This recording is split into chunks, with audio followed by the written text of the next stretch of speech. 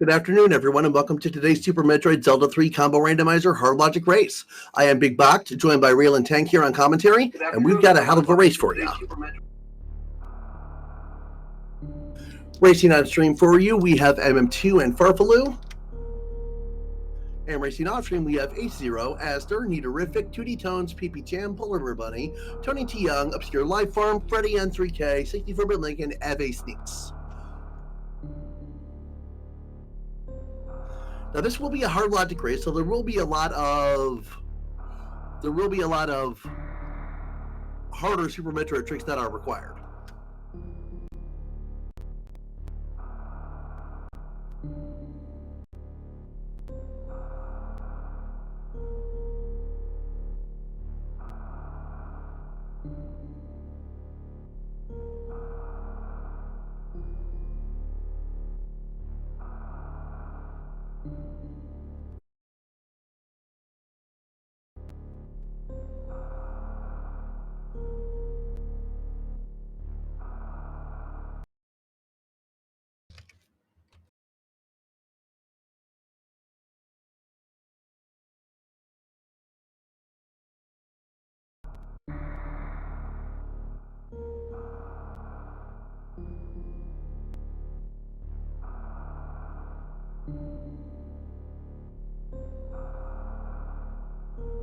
Alrighty, all the races have readied up. We'll be underway momentarily. Meantime, I'm working on some.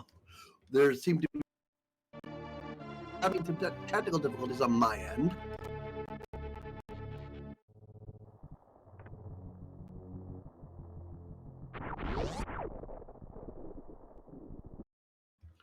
Alrighty, technical difficulties are now resolved. Looks like MM2 is using a very astute skin, but he doesn't actually have it.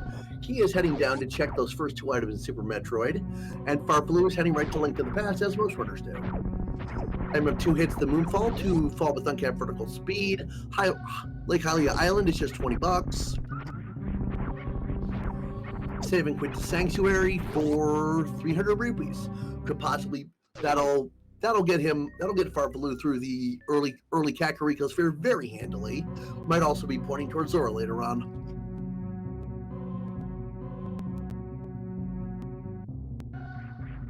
Green Pendant is vanilla, and we have two blue crystals at the other dungeons, and Pegasus boots at the Morph Ball pedestal.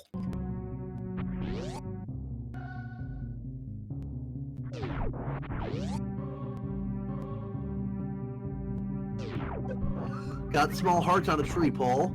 There's a heart container in the ceiling. That'll give MM2 a little bit of an early health advantage. And yeah, he is absolutely keeping those Pegasus boots. Agree with that call. Looks like we have red rupees on a bush crab pole, so that's another early source of money. Fisher Price shield at the lumberjack item, so no way we're coming back for that. Might still need AGA 1 for Dark World access, but not for that.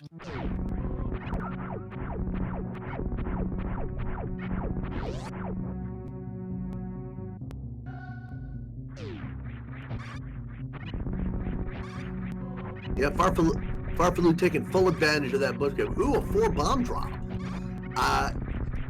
Can that always happen? I've never seen that before. Ooh, early Morph Ball at the mushroom spot.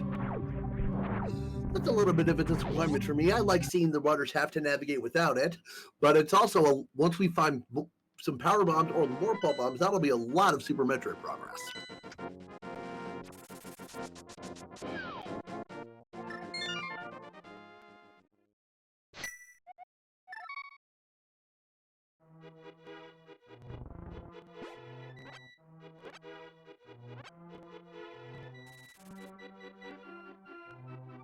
MM2 getting his 300 bucks out of the sanctuary.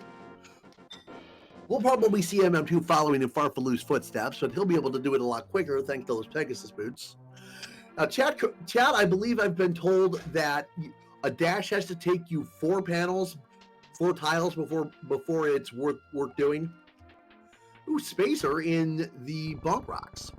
That The earlier you find Spazier, the better it is.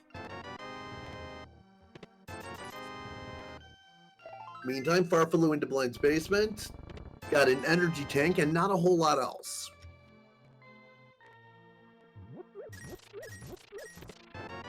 But there's the Bombos medallion in the back. That's nice.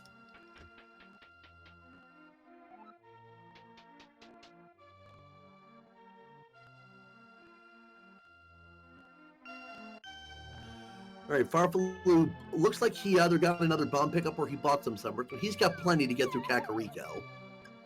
Sitting on 600 rupees to MM2's 300 or so. Arrow capacity upgrade.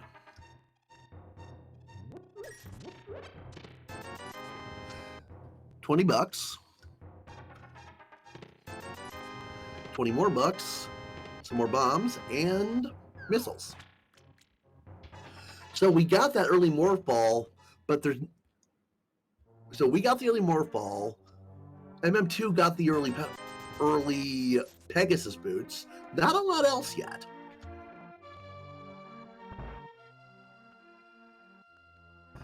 So Farfaloo's right, is that a chicken or is that one of the bananas in pajamas?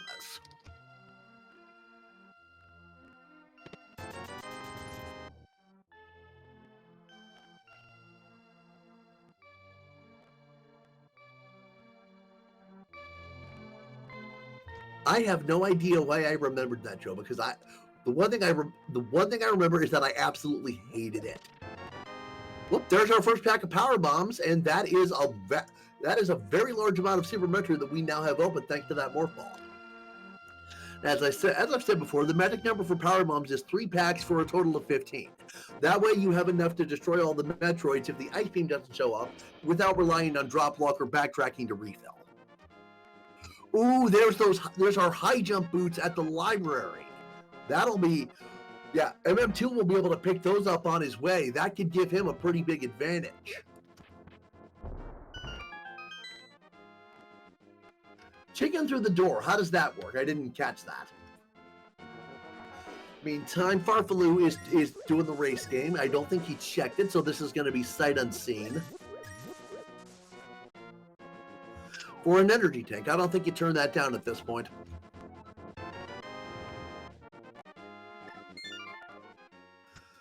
Now, we still haven't seen Link's house, and that's probably, yeah, that's where Farfaloo is going. For our first lift upgrade, oh my!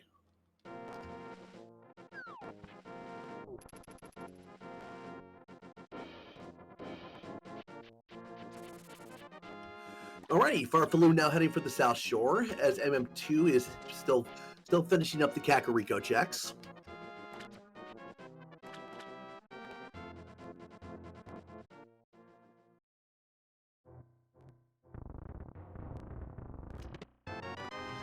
Just some bombs at the dam chest. Have to duck out and in to reset the block, so we can now go open the dam and get the money item.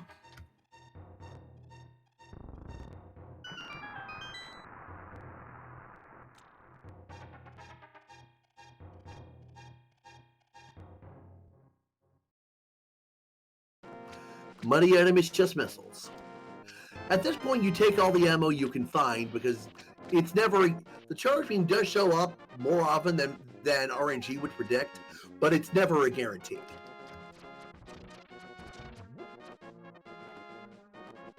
Alrighty, MM2's got his high jump boots. Those are the best Super Metroid item you don't think about, in my opinion. You don't realize how much they do for your mobility until you play without them. Farfaloo using the bombs as grenades to try to take out the mini mold worms. There's one down out of 4.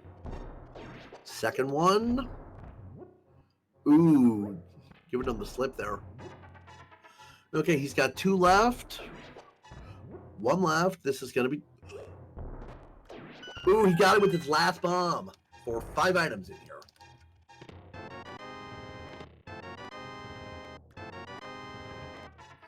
That's our first super missile pack. That's 2 of them, and 1 more power bomb pack. That's 2 out of the magic number 3.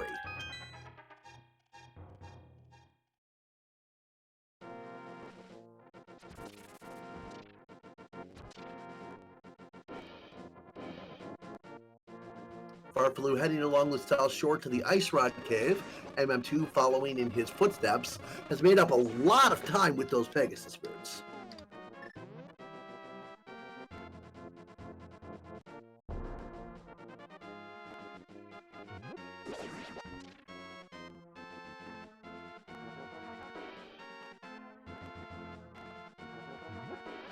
We'll see if MM2 can make up some more time with better kills on the mini Moldorms.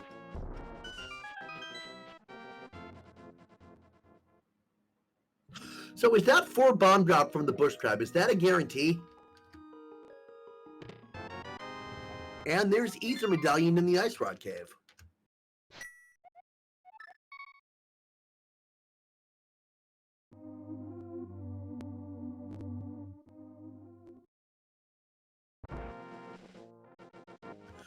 Right, now that glove and the rupees, that puts Zora in logic. That's through the vanilla way to get there, if I recall correctly. Farfaloo checking the back of the escape.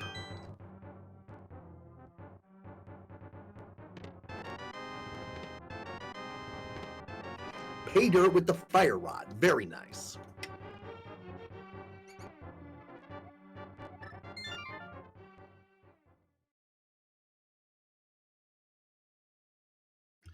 Farfaloo saves and quits, and then hard resets his emulator or console to respawn at the ship in Super Metroid.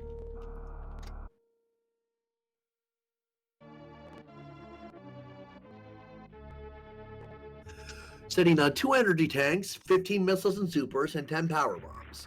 Gonna go right for the wall jumps up to the gauntlet. That's one of the tricks. These are very difficult, and it's one of the tricks that the hard logic can expect you to do. Gonna have to be very careful once we cross into the gauntlet proper.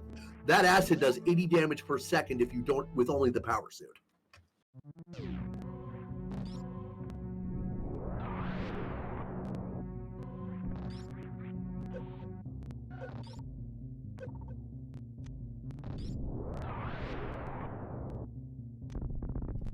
Farfaloo gonna wait this tide cycle out. Oh, looks like MM2 set up Water Walk, and he's heading for Zora's domain. There is our first sword at the gauntlet, Chozo. Pretty stacked early spheres. Aero capacity upgrade and red rupee at the Waterfall of Wishing. And MM2 heading down to Zora. Now, I believe with his equipment, he has no way to grab the ledge item. But it looks like it's just ammo. Oh my gosh, back of Gauntlet is an armor upgrade and the Moon Pearl. So we are just waiting on one more glove upgrade, or on the other glove upgrade, or the hammer for Dark World access. And speaking of the devil, there is the other lift upgrade at King Zora. Lord Goober, yes, this is a hard logic seed.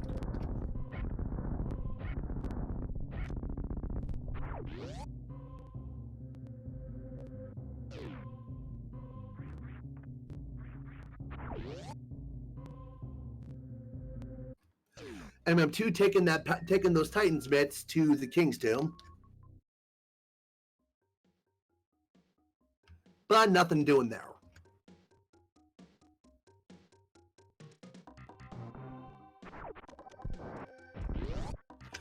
And Farfaloo going for the mock ball.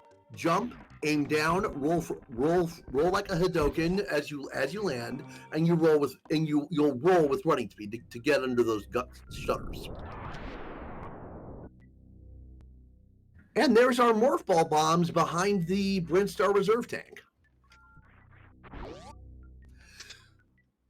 That's another item that you don't think about until you don't have it. But yeah, it'll be very much harder for Farfaloo to soft lock himself by running out of ammo with those Morph Ball bombs.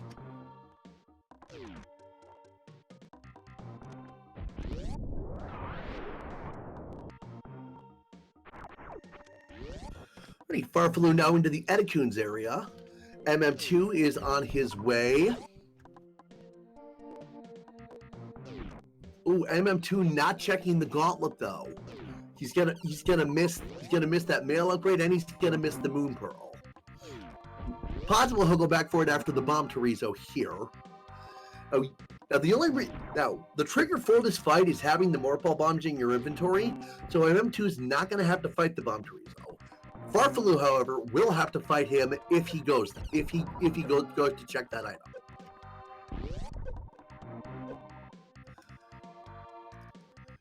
Alright, MM2 does the Alcatraz escape, another trick that the hard logic can expect you to do.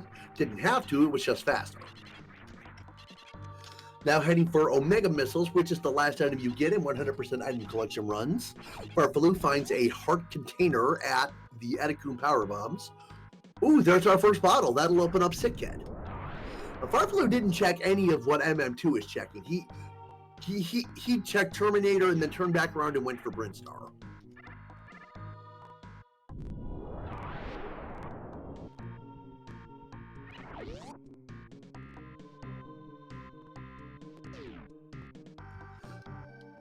The MM2 looks like unfortunately he's going to orphan the gauntlet for now.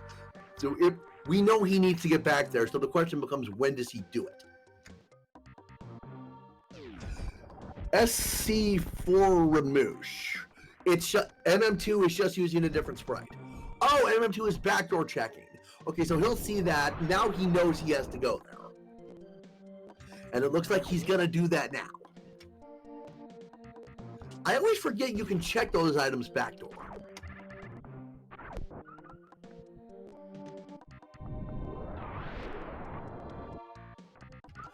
Farfaloo setting up the Spore Spawn skip. Fires a missile from a specific position so that it breaks a block off screen before it can despawn. And on his way to the item that you would normally get by passing through and beating Spore Spawn, as I said. But it's just some blueberries.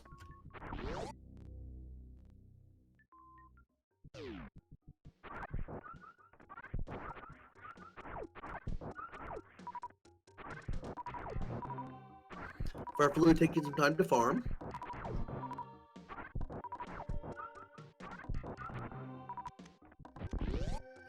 MM2 makes the wall jumps up to the gauntlet very quickly.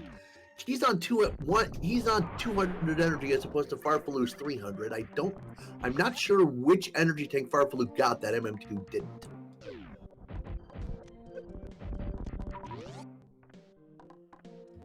Setting up for another Super Missile Acceleration clip. This time it passes through that grade without interacting with it because of its velocity. Another trick that the hard logic can't expect, but it's just a bug.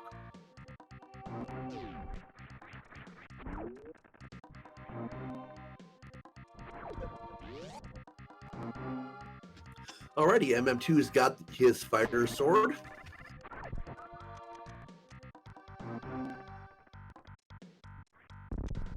Some more blueberries on Farfaloo's end.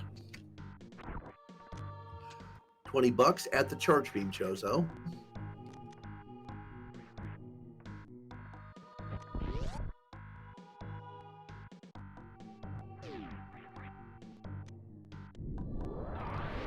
Alrighty, Farfaloo heading for the Green Hill Zone item. $300.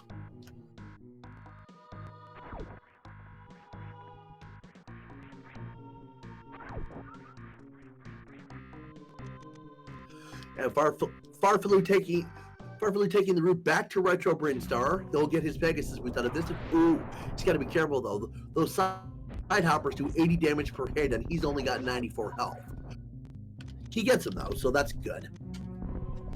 So, there is the bug net behind the Morphle pedestal. Farfaloo's got his Pegasus boots, and we have 4 more unchecked items: Alpha Missiles, Beta Missiles, and Billy Mays. Going right through to Billy Mays, to Beta Missiles. He's gonna, Farfaloo will be using his last power bomb here to break the bricks up here. It can be done with the Morphle bombs, but he did it. Well done.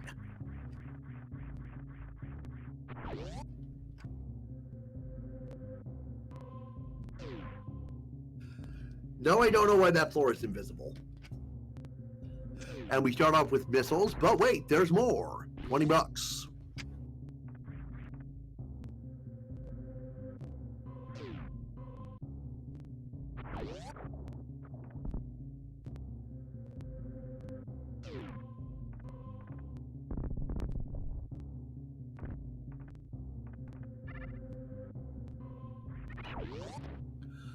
Alrighty. Let's see where Farfaloo... Okay, yeah, Farfaloo's gonna check Alpha missiles for sure. Just a heart piece. And... yeah, MM2 finds a blue rupee in that... where an energy tank would normally be, if I recall correctly. Been a long time since I've played Vanilla Super Metroid.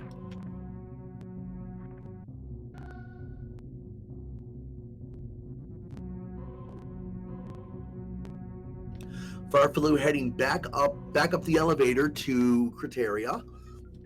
He'll be checking the old Mother Brain room, and if he wants to, he can check the old Tori. He can check Shaft Supers, but that can't be gotten without the speed booster.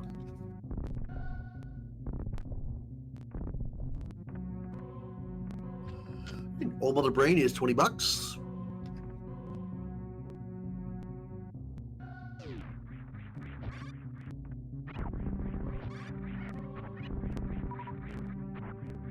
And Farfaloo is just going to bypass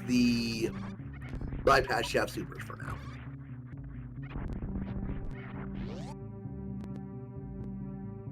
Farfaloo's routing so far has been really good. He's made up all of the checks that MM2 already did.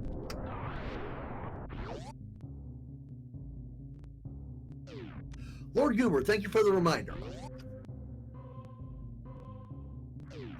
Yeah, the pedestal in the room is super missiles, and the energy tank is just past the booby trap.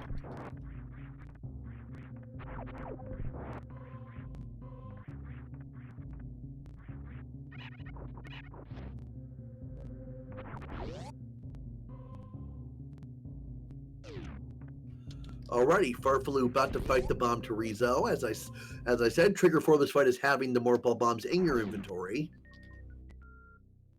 But 2 super missiles will take him down. Yeah, Farfaloo's a little annoyed, it seems like.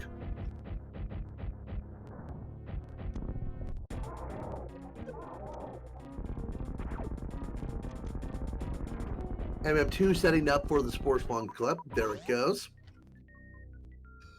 You can tell you've gotten that one, but because the impact of the super missile on the block will make the screen shake. If you don't see it shake, you know you need to reposition. Farfaloo going to go out the easy way, not try for the Alcatraz escape. Alrighty, Farfaloo has a lot open right now, as does MM2, but they are in completely different locations, which means we should have some nice route divergence.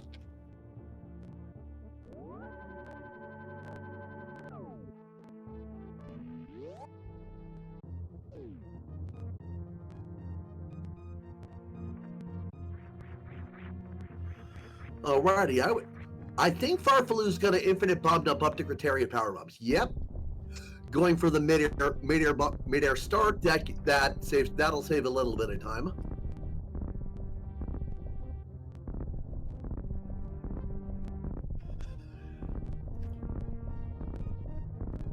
I was only ever able to do the single bomb jump like Farfaloo is doing now. The double bomb jump is much faster, but it's also much easier to mess up. Alrighty, and we have a rating party of 84 from Speed Gaming Prime. Welcome to this hard logic race of the Super Metroid Zelda 3 combo randomizer. MM2 and Farfaloo are more or less even in what they've gotten done, but they are in completely different locations. So, as I said a couple minutes ago, we've got some nice route divergence going on. Divergence is what makes a race interesting to me. I don't want to see there's one route who can do it fastest.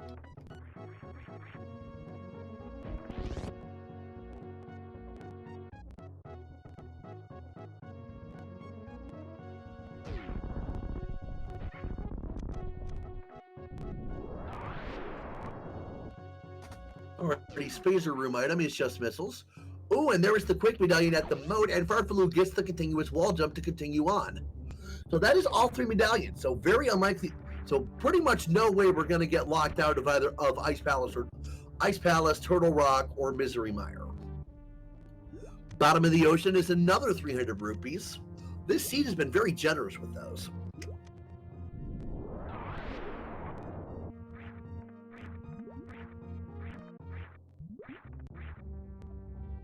MM2 over into Kraid.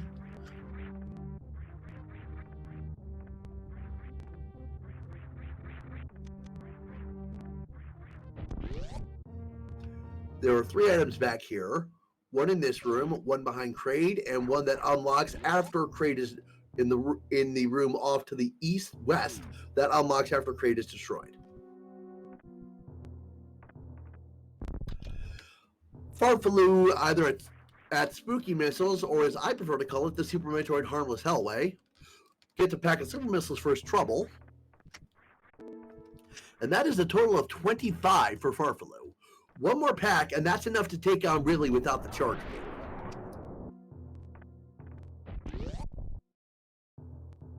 Alrighty, MM2 is at Kraid as Farfaloo is heading on into Phantoon.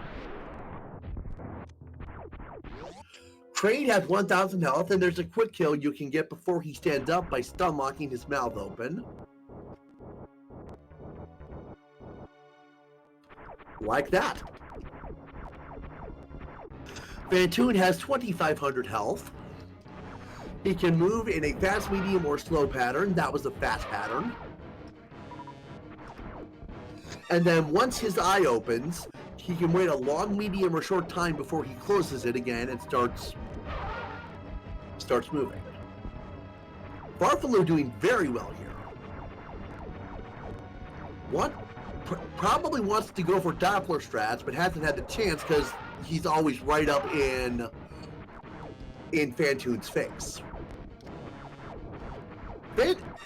Phantoon takes a certain amount of time to close his eye out after you've done enough damage to him. So if you can hit him more frequently than that interval, you can stomach Phantoon too. And it looks like Farfaloo. Yeah, this is a slow pattern. Ooh, slow pattern and fast eye close. That's the worst RNG you can get. But it looks like if I saw right, Farfaloo got 19 missiles on him, and there that super missile did double damage, which is 600. So Phantoon is now dead. You don't want to use super missiles just to fight Phantoon though, because if a super missile hits him and doesn't kill him, he will instead become enraged and sit at the top of the screen for about 30 seconds.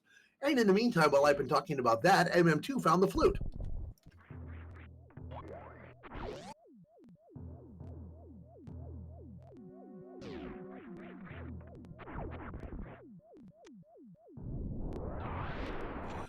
MM2 also has access to Death Mountain here via the cross-game transition that would normally need to lead to the Norfair map room.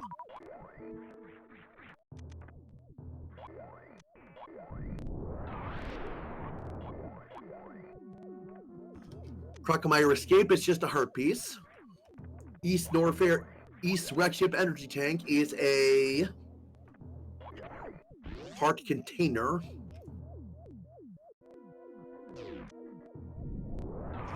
MM2 is in fact into Link to the Past. There's a shield upgrade. That item would normally be super missiles. Farfaloo is not going to take that. The top of Spectacle Rock is some super missiles. And what do we have in Spectacle Rock? An energy tank. That's not necessary. It looks like MM2 is not going to bother with that. Or is he? No, he's not. Farfaloo made a convenient save because he's going to go check the Wreckship energy tank. If it turned out to be nothing, he can reset to the save and reset to that save room and skip the backtrack. Farfaloo gets an underwater midair bomb jump to get up to that ledge. That's a very hard trick to do. I don't know if even the hard logic expects that.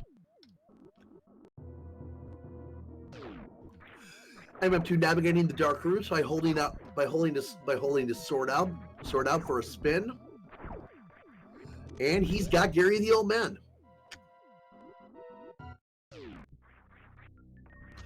For a heart piece and a respawn point. He's just gonna save and quit. Yep, the energy tank is vanilla, but Farfalu's gonna keep that.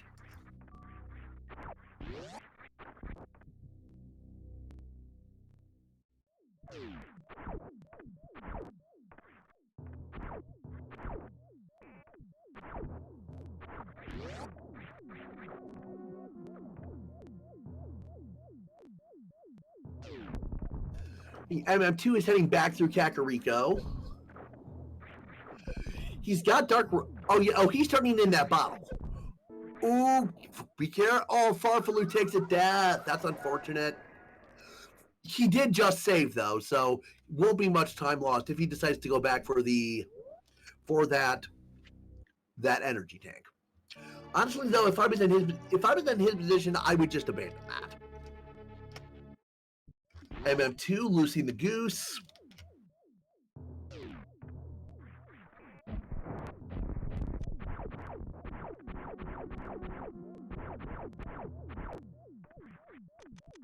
Yep, Farfalu agrees with my assessment. He's heading up to the attic. MM2 dancing while he waits for the goose. Over to the witch's hut. Probably gonna buy some Mountain Dew Voltage.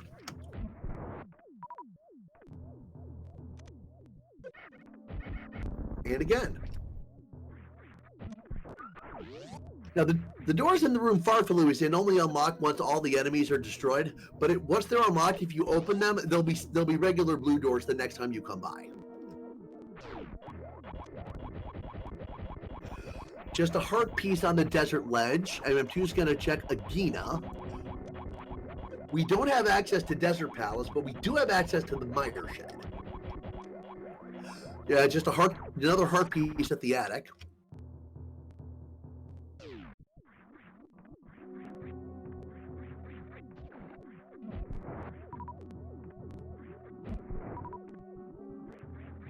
Blueberries in Agina's cave.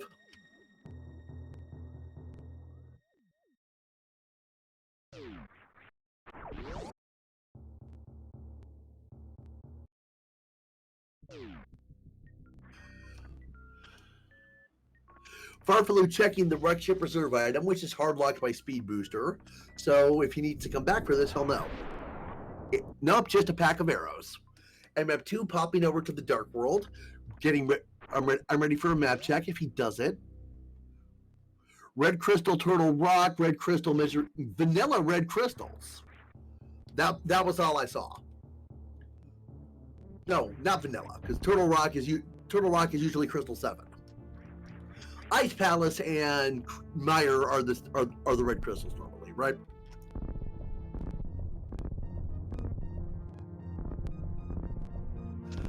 Ooh, Book of Modora.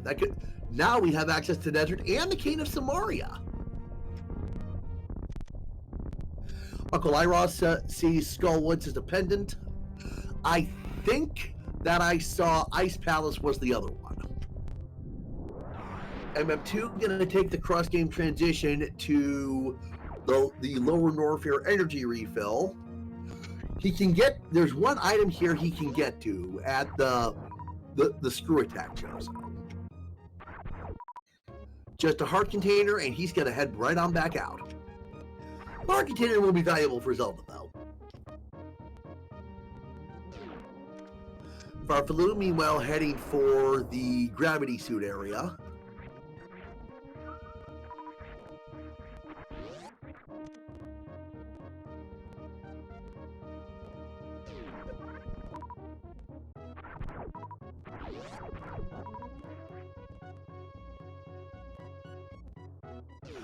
All right, looks like what Raylan marked was that Palace of Darkness is the other pendant, not Ice Palace. MM2 gonna head into Desert. We both have the boots, so no way we're getting boots locked. And Farfaloo at the bowling Chozo. Got about a 30-second break here. He can catch his breath, wipe his hands, take a drink.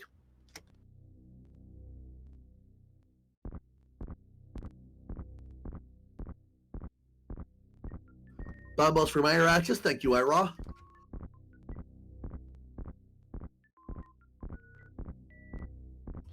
Big key.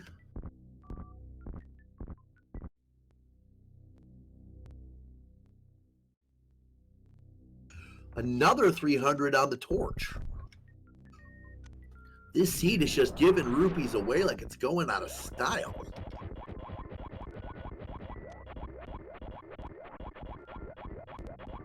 Space jump at the destructible Chozo. That's not bad. Small key in the big chest. I haven't seen dungeon items, so we could have the other prize in the over in the big key chest, or it could be on Landmillless.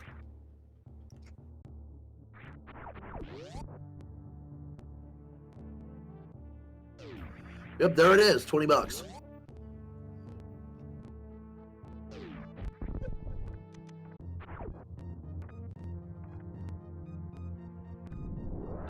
Farfaloo playing very careful with his 68 energy, almost nice.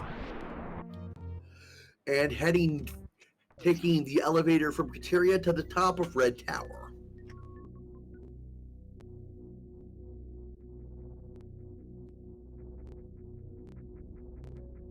Alrighty, looks like MM2 is going to dip into the Dark World in earnest now.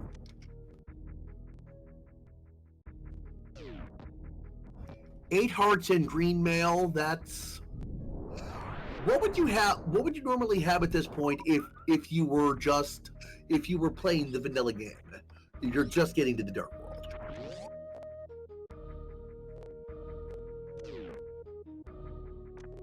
Scaramouche, I kind of agree, but at the same time, you still needed the boss. There's the big key. Alpha Power Bombs is another energy tank. Behind Alpha Power Bombs is a heart piece. MM2 setting up a bomb jump. Gets it. Or an energy tank. That is one. I believe that is one prize out of two. Bonks back over the gap.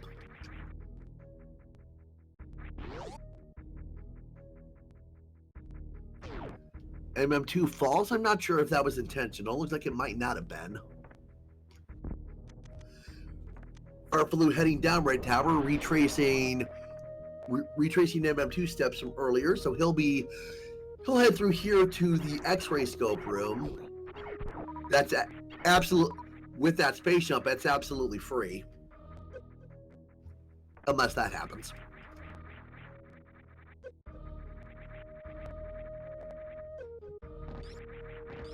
Takes some damage and gets a running start to move through the room faster. Nice dodge of the not sure what those are called.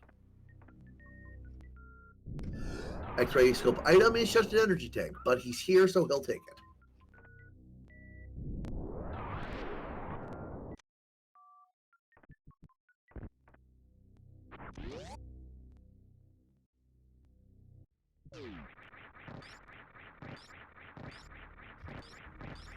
Alrighty, looks like MM2 is abandoning this line of inquiry.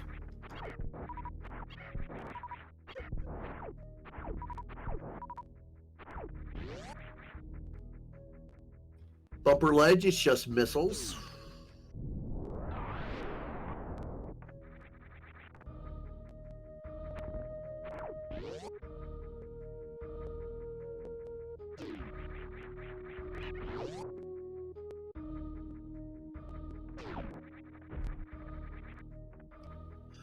Alrighty, MM2, what are you looking for? Oh, very nice fake flipper.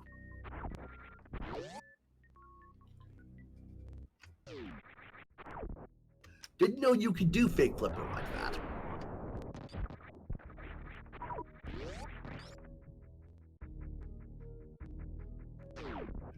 Yeah, Uncle Ira, back of desert with Meyer. Yeah, that makes sense to me. MM2 heading up and around to Catfish, I believe.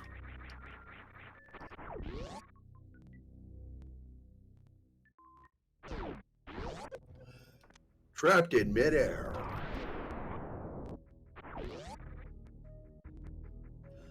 Four missiles.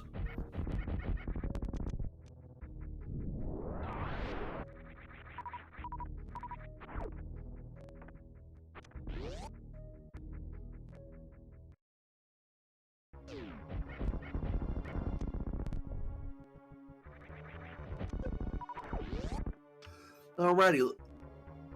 Based on what MM2 is doing, he's probably heading for Thieves Town, as Farfaloo is about to engage Kraid. So we'll see if we go 2 for 2 on the quick kill on the restream quick kill.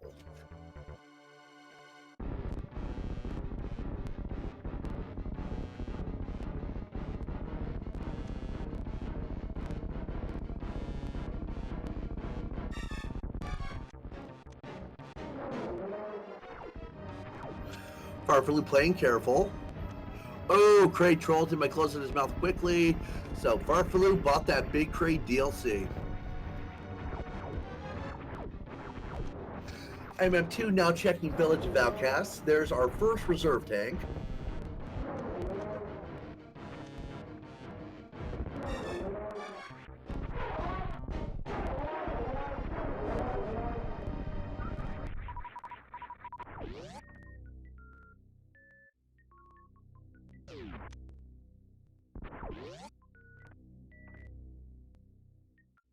Some arrows at the brewery.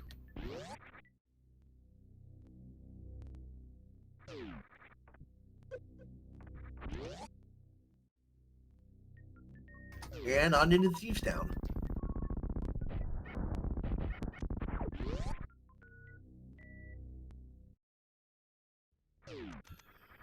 There's a bomb capacity upgrade. Now, Front 4 has to have the big key because there's a big key door that gates access to the entire back of the dungeon, for anyone who might not know that. Energy tank.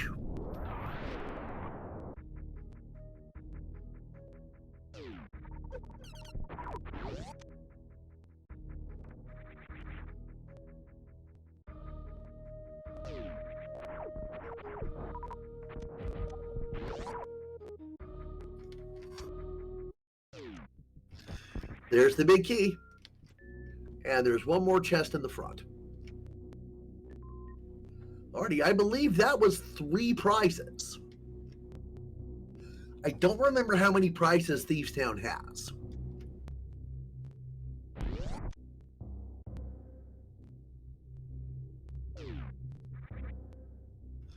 Farfaloo doing another mock ball to head for the ice beam room.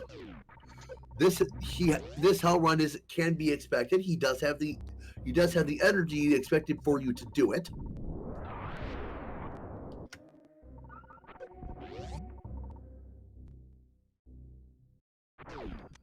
And it's the ice beam. Alrighty. Farfaloo doesn't have to worry about the power bomb count quite as much now, because with more ball bombs and the ice beam, he can knock the Metroids off of him if he happens to get grabbed.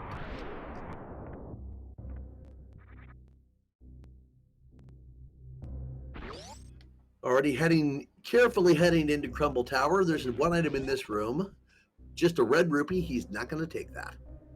MM2 has opened to the skylight and is now heading back down.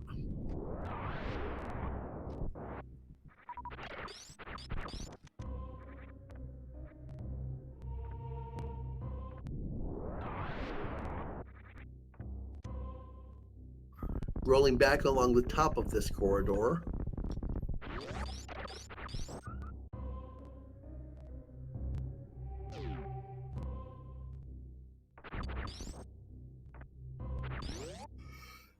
Checking that Crocomire escape item. He's got to be real careful. He's that 31 energy. In Norfair with no Varia, that's nothing. Gets his flute. Misses the shot on the gamer. MM2 has rescued the princess. Farfaloo cleaning out the business center.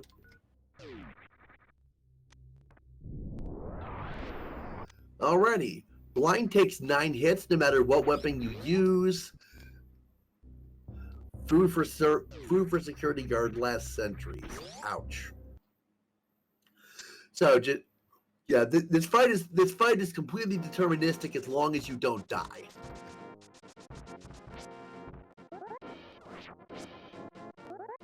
And MM2 doesn't even take a hit. Well done.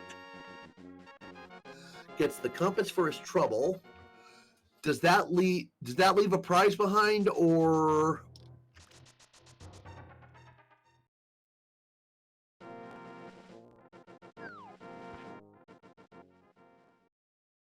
Farfaloo's back to Link to the Past? He is going to get that energy tank out of Spectacle Rock.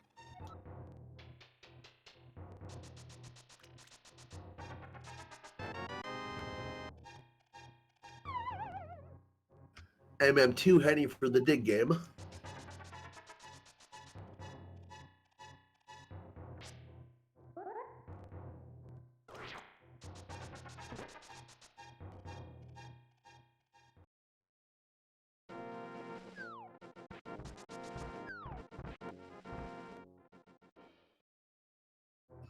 Looks like 13 digs for a red rupee. That's kind of oof. Krill28 says Thief Town Attic was lamp. Thank you. MM2 grabbing the Smith Frog. Gonna have to do that the long way because we do not have that mirror yet. So we'll see. We'll see what MM2 obviously planning to do it since he's got the frog. Stumpy is $100.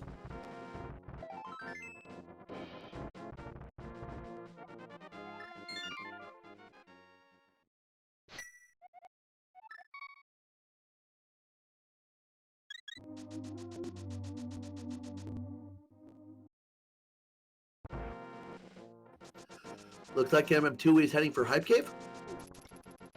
Yep.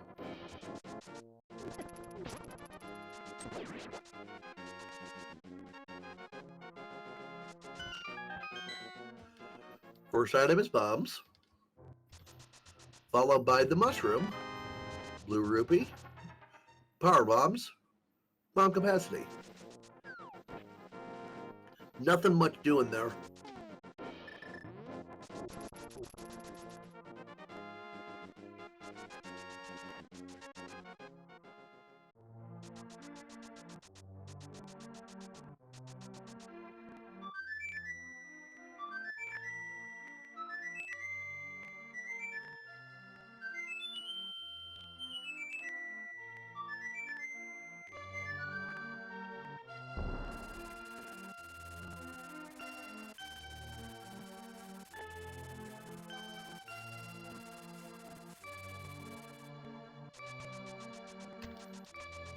Smith's chain is just a missile pack.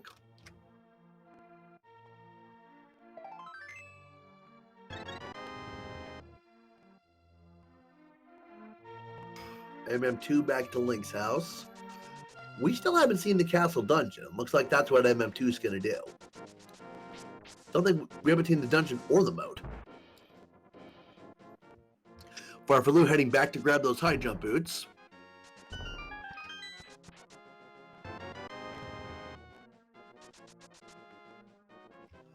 Heart piece on Uncle.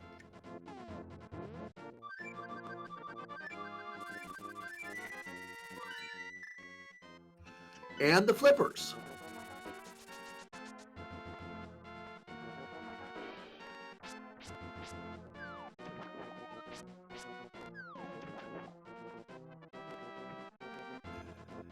MM2 heading into the castle.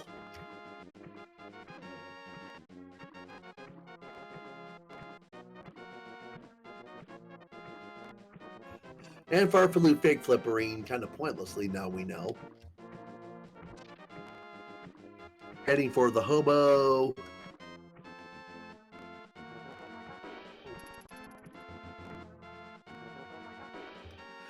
First item in the dungeon is missiles.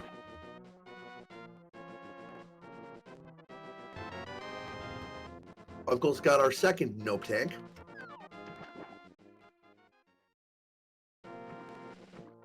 Hobo has our second nope tank.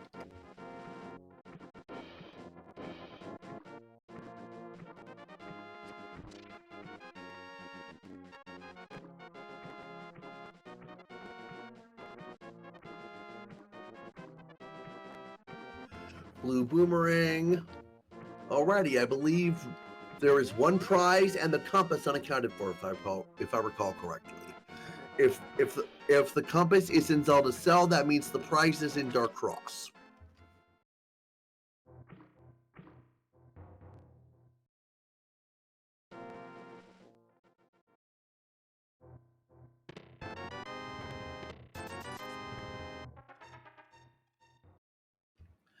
MM2 taking damage to set up a death warp.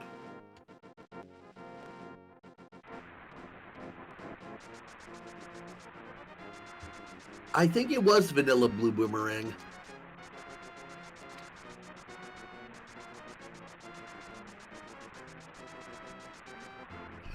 Oh, but MM2 accidentally kills both the enemies. Map, not compass. All right, so yeah, that leaves the last prize in Dark Cross.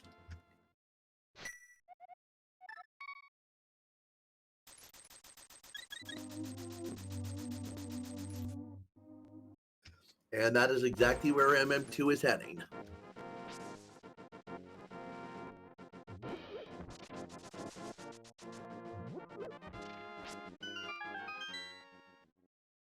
Alrighty, we do have that lamp.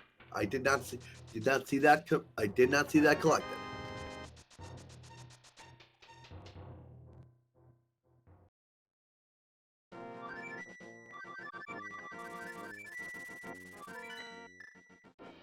Dark Cross is just a missile tank, and we have now cleaned out the dungeon and the escape.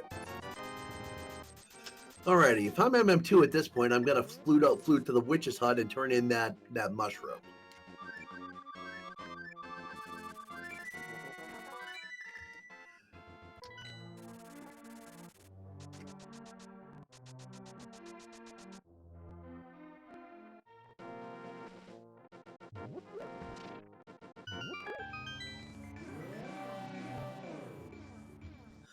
MM2 gonna reset out of,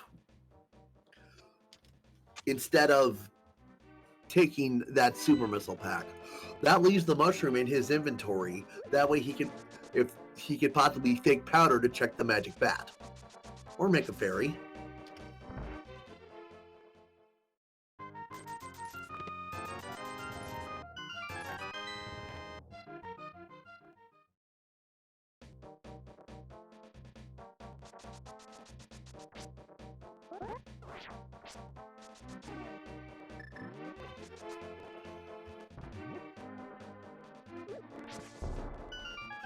The MM2 takes a few tries to get the mid-air start. Gotta compensate for the high jump on that. Welcome to the rating party of 16 from Speed Gaming 5.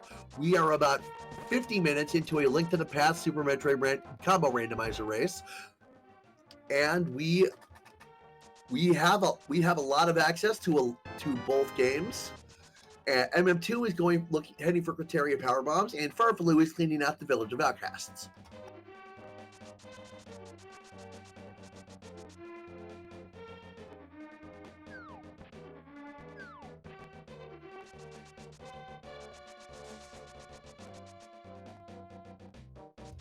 Do note that MM2 does not have the Varia suit. He is using a custom color palette on his Samus sprite.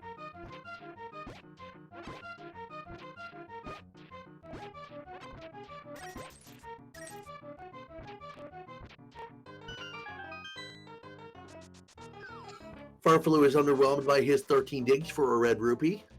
Looks like MM2 is now going to be on his way to the wrecked ship.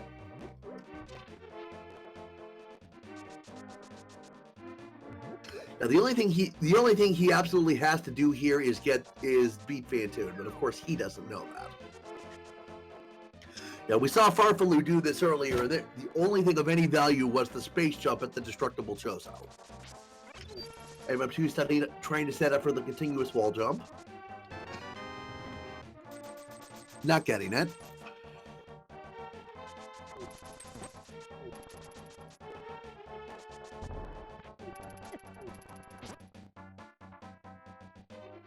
Had the setup right, missed the window.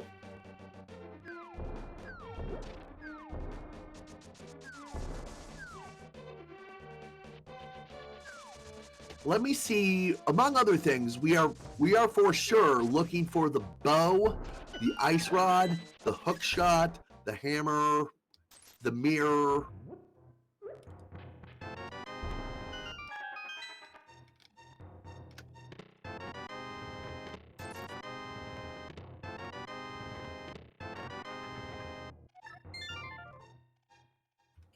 And MM2 gets the diagonal bomb jump.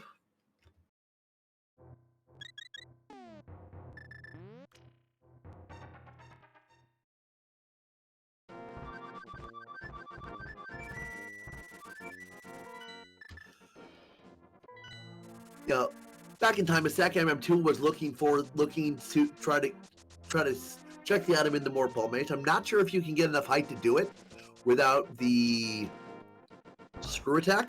Not screw attack, space jump.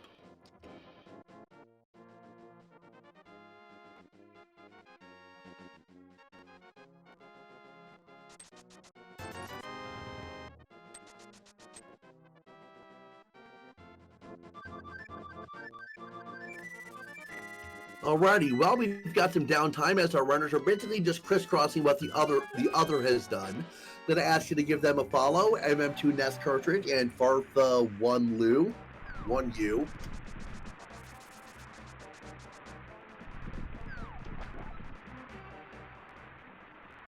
And if you'd be so kind, Raylan Tank here, our tracker, and I would love a follow too.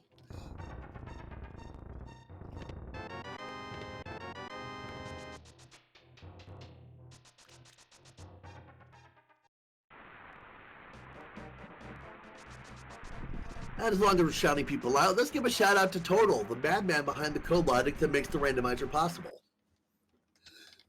Now, something I remember hearing, I don't remember where I heard it.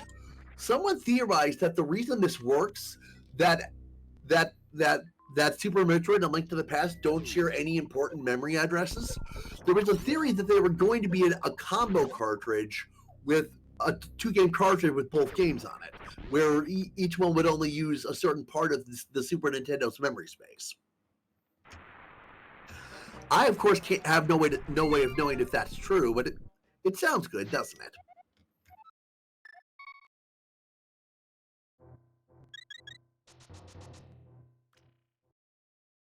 Alrighty, MM2 going for the Doppler strat. Got it a little bit there.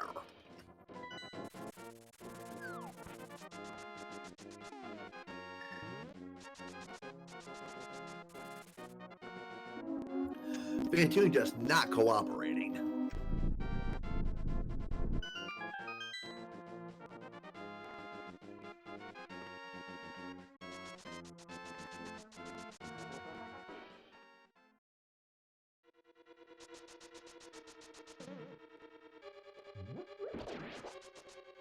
Alrighty, that is Fantoon down for MM2.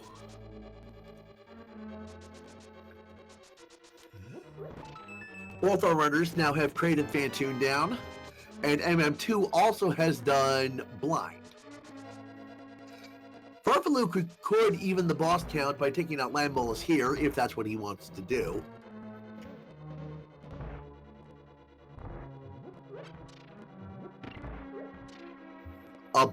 Imagine if Fantoon just kept its cycles. A boss not show its weak point. What madness is this?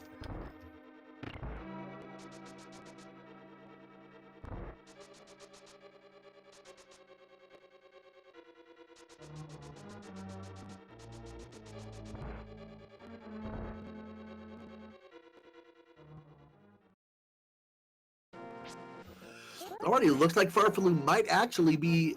Yeah, Farfaloo is going to go ahead and finish Desert while he's here. So this will be new information for us.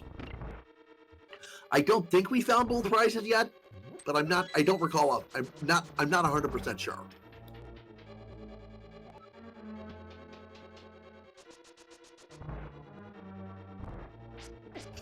MM2 going to make the same safety save that Farfaloo did.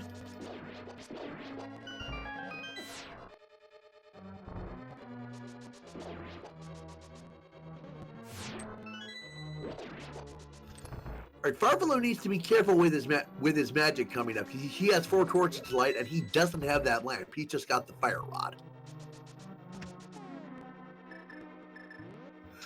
MM2 heading through Spunky Room of Death. I don't know why I was worried about Farfaloo. Like, you would think I would know better.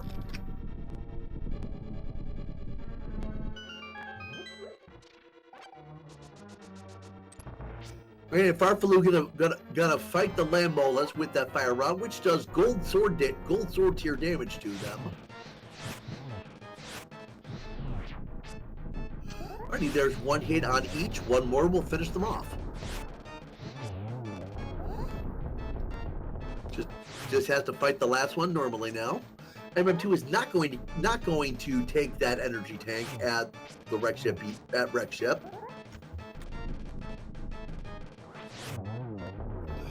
And Farfaloo finishes off Lambolas for the compass.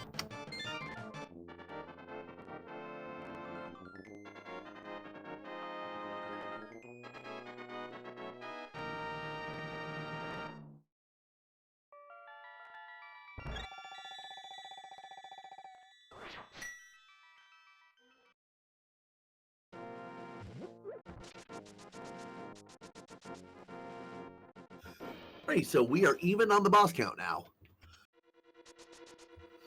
Farfaloo heading back in to find the other prize. That's right, it was in the room before the big key room.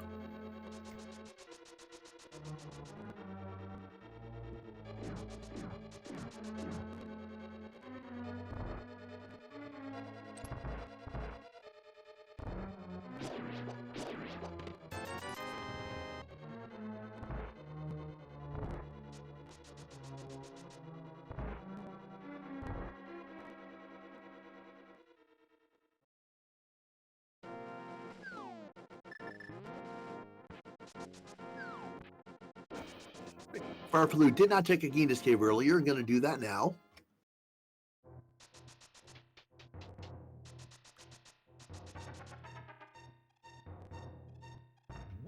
MM2 is also going to check the reserve tank item.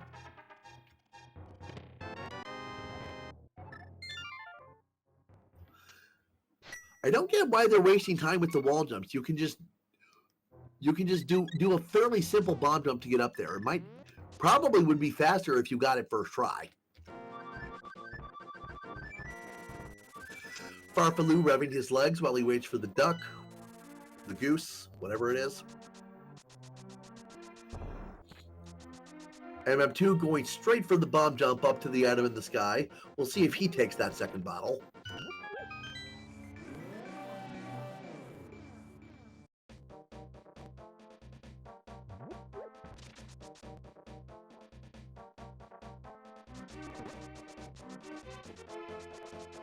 Farfaloo has cleaned out Village Vecus. Yep, he's heading for Thieves Town.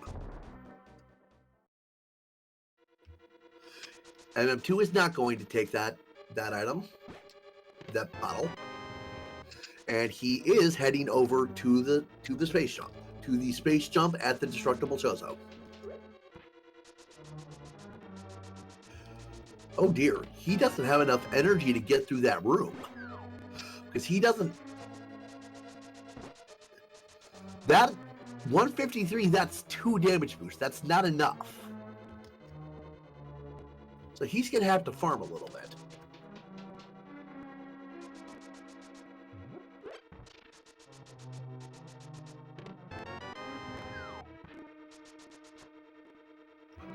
All right, that's an... Okay, so he's got 40 energy of... He's got 20 energy of leeway.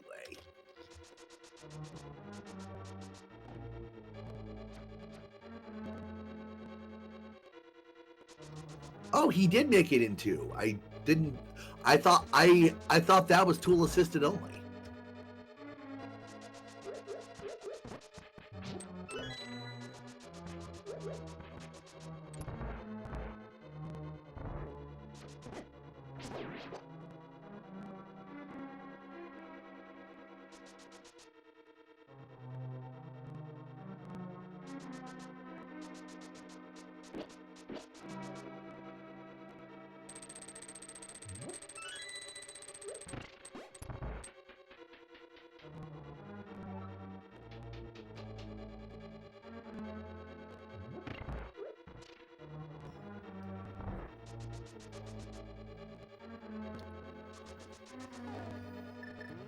Alrighty, MM2 is getting the space jump. And indeed, the lamp was at the top of Thieves Town.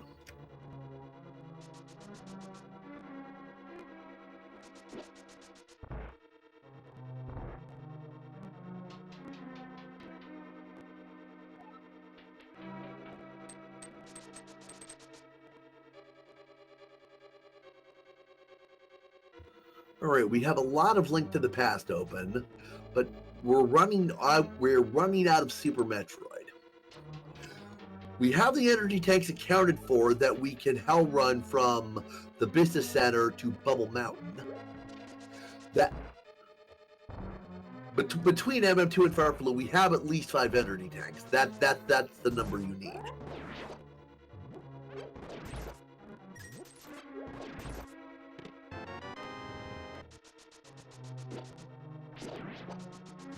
MM2 retracing Farfalu's footsteps at the Red Tower.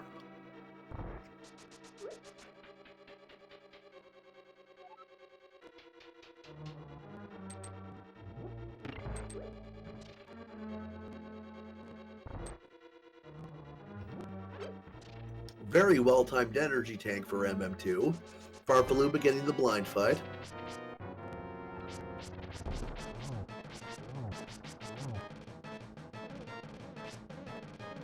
MM2 gets grabbed by a Samus Eater. Yes, that's what they're called.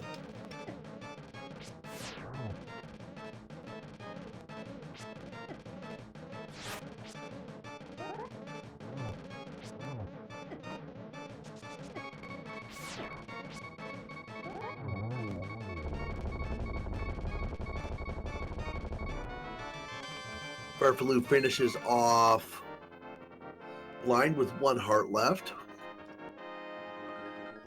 MM2 backtracking for beta power bombs after not wanting to presumably risk that at low health.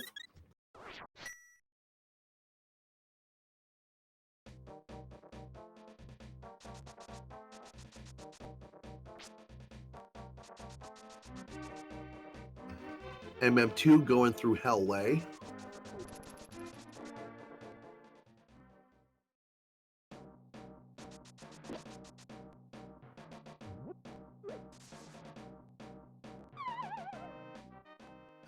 Farfalu checking out Skull Woods.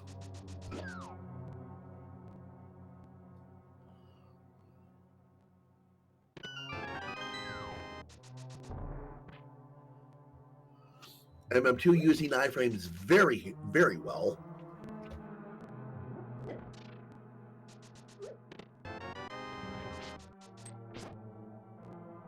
And he will take down an energy tank.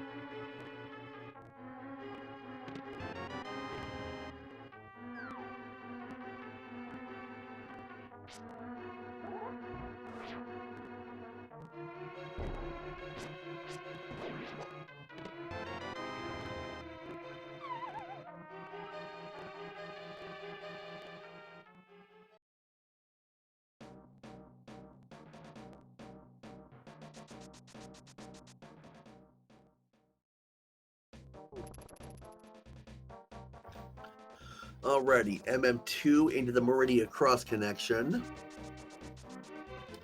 Not going to try doing Suitless Meridia. But I think at this point, MM2's only option in Super Metroid is Hell Runs. He's got the energy, so let's see if that's what he goes for.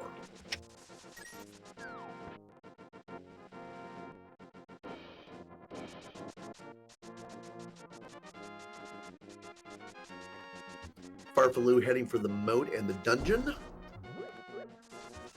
MM2 going to save here. Absolutely agree with that call.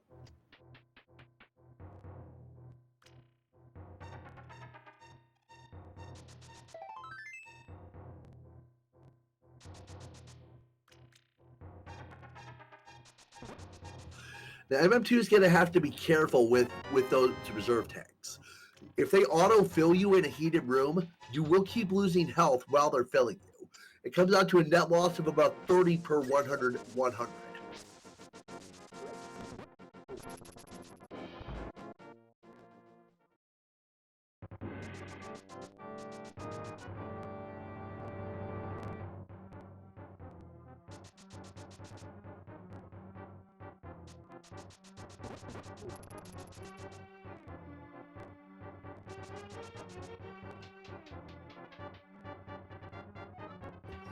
Alrighty, MM2 is going to get his Ice Beam out of this.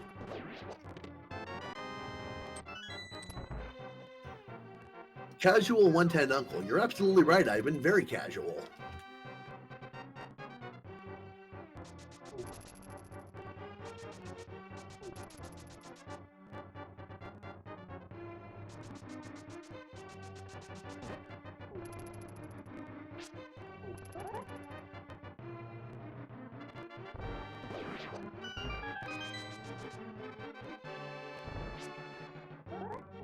Alrighty, MM2 is gonna need to refill a little bit somewhere to have the energy for the Hell Run over to Bubble Mountain. It's too bad we don't have the speed booster because Frog Speedway to Bubble Mountain is absolutely free.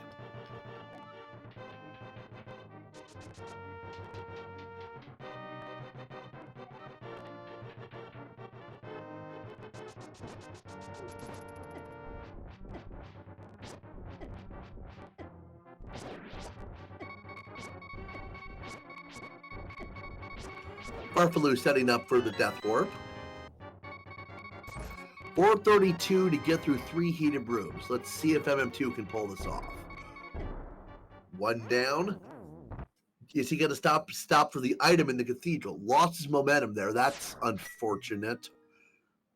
Not going to stop for the cathedral item. Or he's going to look for it. It's a bottle. He's not going to take that. But he should be able to just fly through this room with the space jump carefully. Long as he doesn't drop, he's got it. Well done.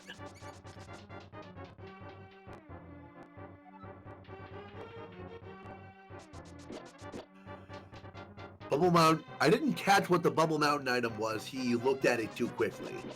But he's going to get it, so it must be something good. Hook shot. Very nice. I believe that'll get us to East Death Mountain, and from there to... That gets us to East Death Mountain, if I recall correctly, but we can't go on to Tower of Harrow without the... We can't go on from there to Tower of Harrow without Hammer or Mirror.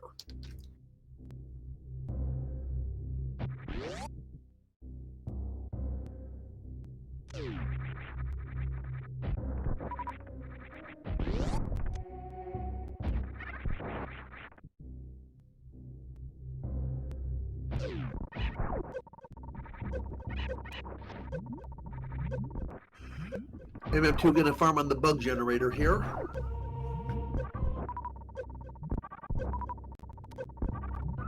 Not sure what farming like this does over just using the beam. If anyone in chat able to explain why that farming method would be more efficient?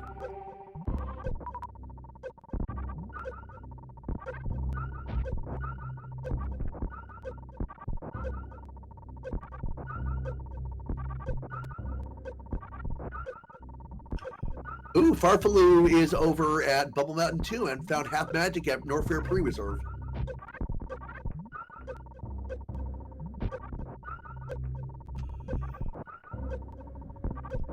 French Vanilla Nope Tank, and something I didn't quite catch it.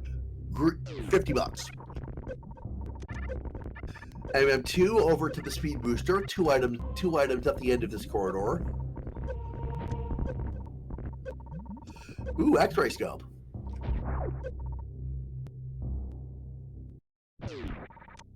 And missiles. And MM2 will not have to deal with the rising lava because the trigger for that is entering this room with the Speed Booster in your inventory.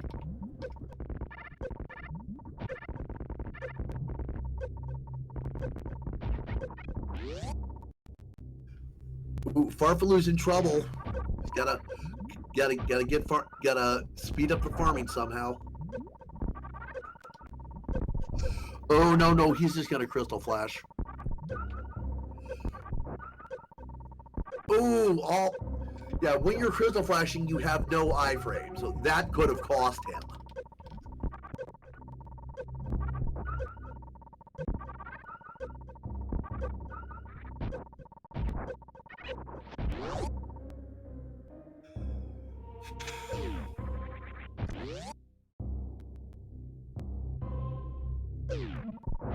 Alrighty, MM2 is going to head over this way and presumably check there are two items in here.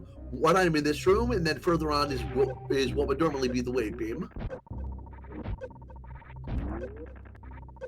There's a heart container.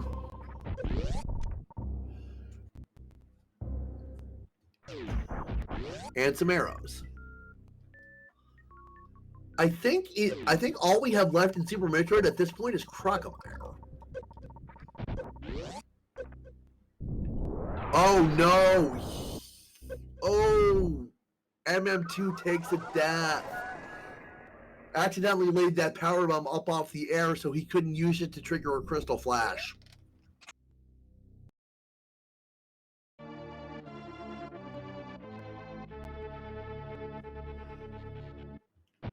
Honestly, I don't think this is too bad of a death for him because didn't really find anything important at any of those spots. Farfaloo is losing a lot of time farming here. Although it does look like MM2 is going to go back for. It looks like MM2 is going to go back for that for the X-ray scope.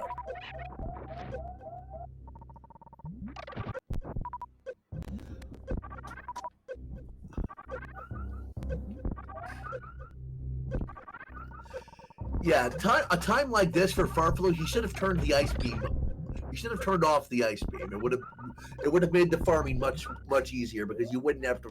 Yeah, just like MM2 is doing now.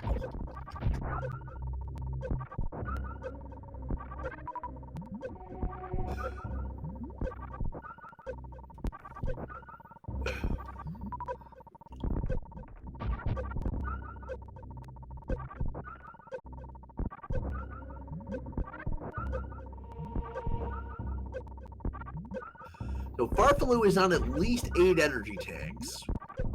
7 tanks plus however many reserves he's found. Which is...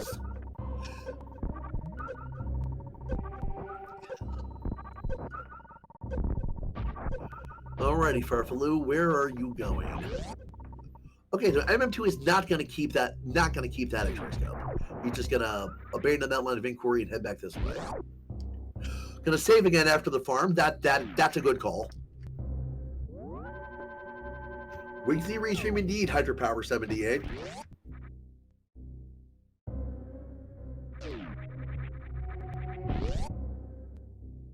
MM2 is gonna check the reserve area. He'll get his half magic out of this. Farfaloo down into the... Yeah, there's a blue gate off to the left. You can glitch through this, but by abusing the way projectile spawn to fire a missile through the gate. And that is another trick that the hard logic can expect. There is an energy recharge room off to the right here, so Farfaloo is going to take that. And then 2 rooms to the left and 1 room down will be Crocomire.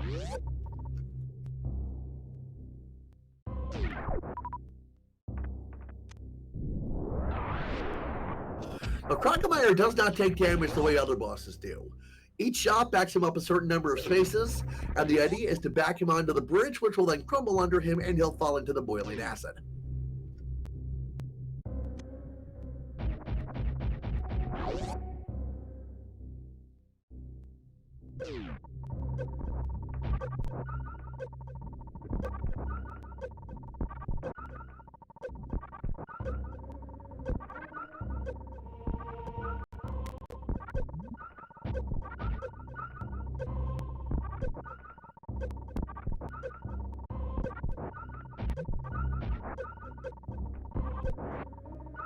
Farfalu with a reasonably good fight.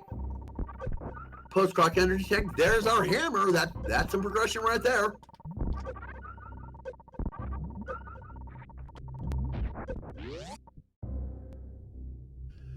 Ready, and Post-Croc, we also have Post-Croc Power Bombs, Sine Wave, Indiana Jones, and Grappling Beam item.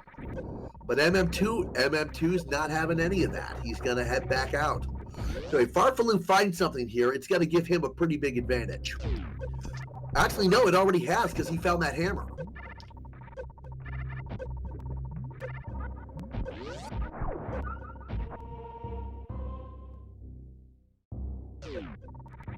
Anything else he might find here is just icing on the cake. Second sword. This was absolutely worth the trip for Farfalu.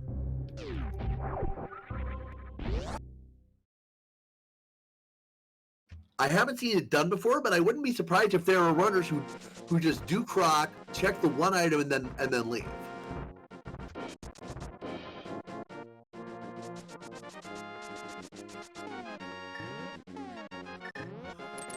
Alrighty, Farfalu heading straight across to gonna check the grappling beam item first. Ice Rod, another necessary item. Croc paying dividends here.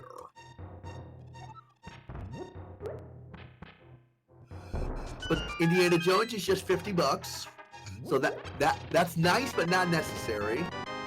MM2's over into Paradox Cave with chasing that hook shot.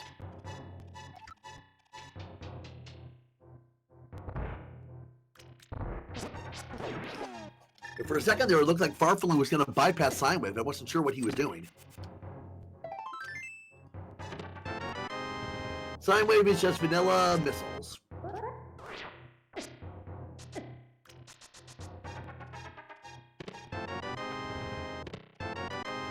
And absolutely nothing doing in Paradox Cave.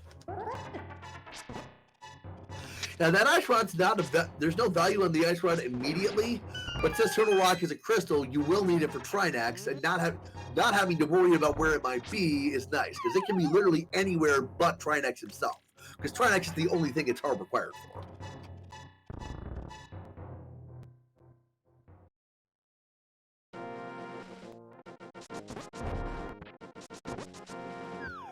I like that What a Croc emote. Of course it's from Zost.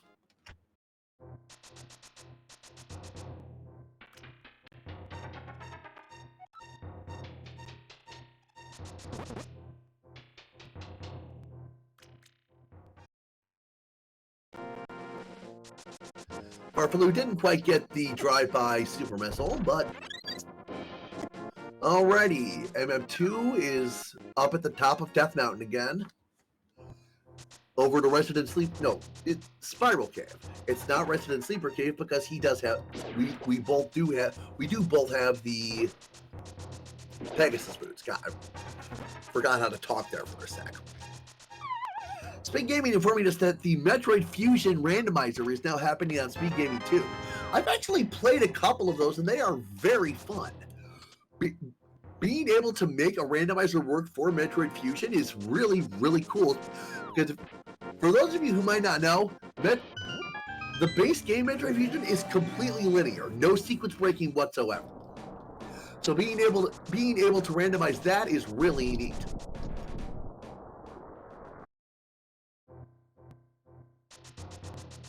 Steel G never even played Fusion. It's a good game. It's not what you would normally expect from a Metroid game, but I enjoyed it.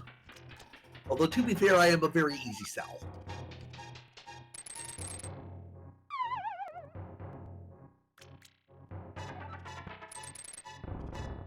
Alrighty, MM2 and Super Bunny gets the grappling beam and a heart piece.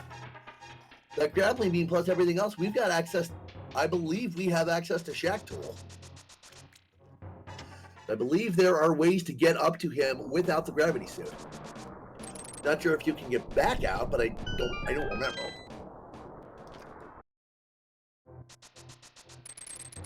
MM2 over into Hookshot Cave. 4 items in here.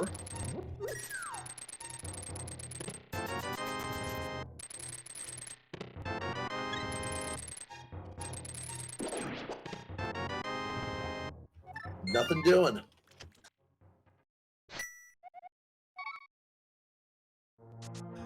CLG, I remember in the early aughts, I needed an actual GBA BIOS file to get it to work properly on emulator.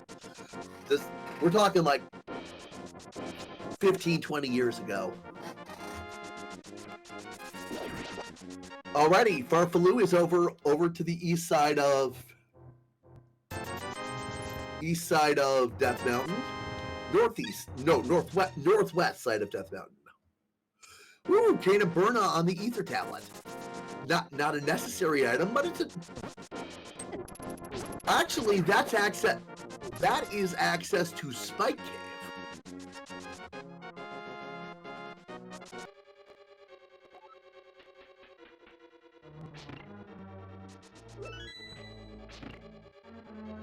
Just Coco. I wasn't a fan of doing hundo runs of Metroid Fusion because of the fact that you get all the upgrades over the course of the game.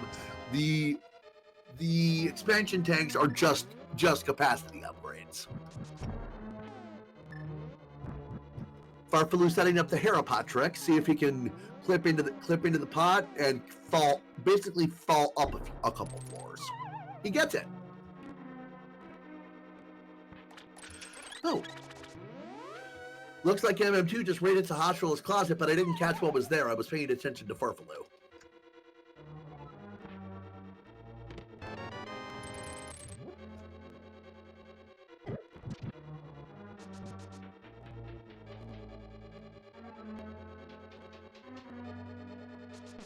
MM2 heading on into Misery Mire. 12 Hearts Blue Mail. This should be fairly safe for him. Farfaloo going for blue sword spins. It'll take him 3 of those to kill Moldorm. Well done. Wait. For the red mail. Nice.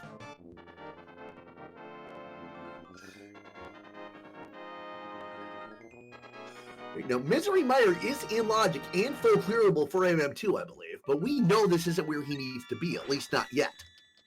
We know he's got to go back to Croc. But yes, Fighter Sword Vitreous is going to be miserable. And Steel Jeep saying that Sahasrah's closet was just blah.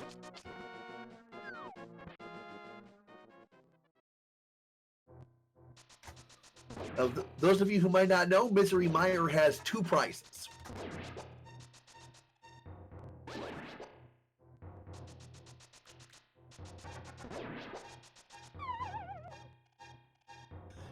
Yeah, not only would he have the Master Sword, he'd also have the hammer if he wanted to go that route.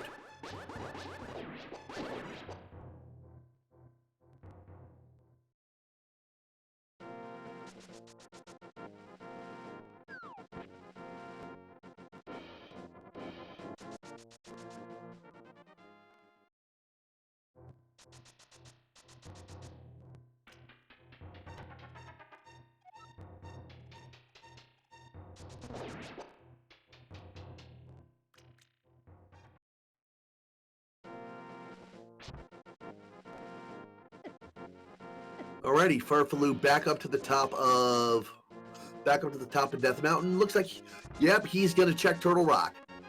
I believe he's got everything he needs to clear Turtle Rock, actually, if he wants to go that far. wouldn't be a bad idea since it is a 5/6 crystal. Turtle Rock is Bombos. I don't think we knew that.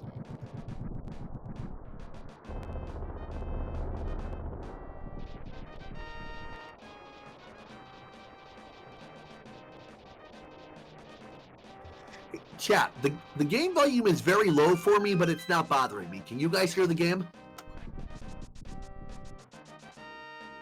Oh, Farfaloo is not just opening up Turtle Rock for now, not going to actually do it.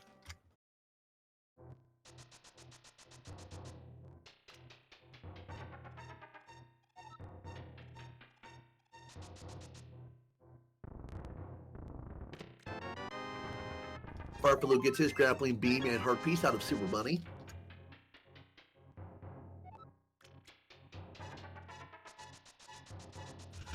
Thank you, CLG. I just wanted to make sure. Like I said, to me it's very quiet, but it doesn't bother me.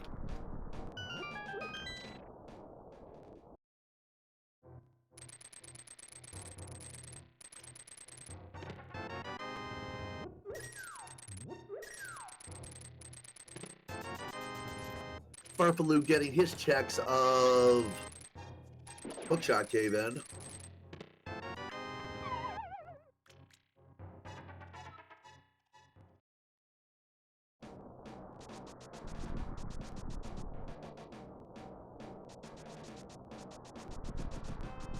Okay, now Farfaloo's going for Turtle Rock.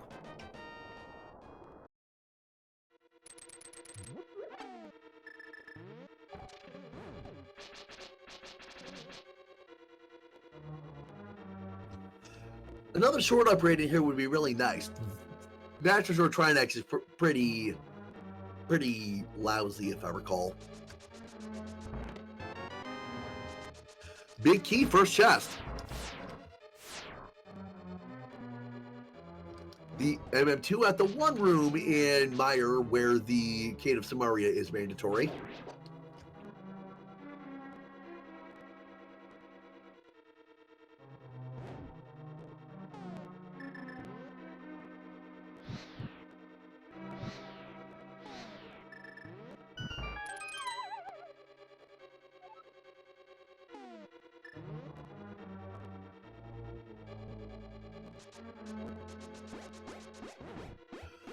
Not sure what MM2 is doing. Did he set up spooky action?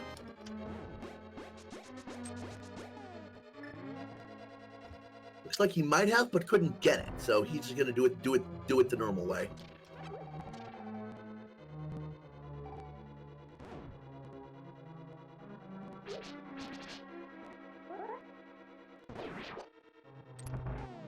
Alrighty, MM2 is through and up, heading for Vitreous.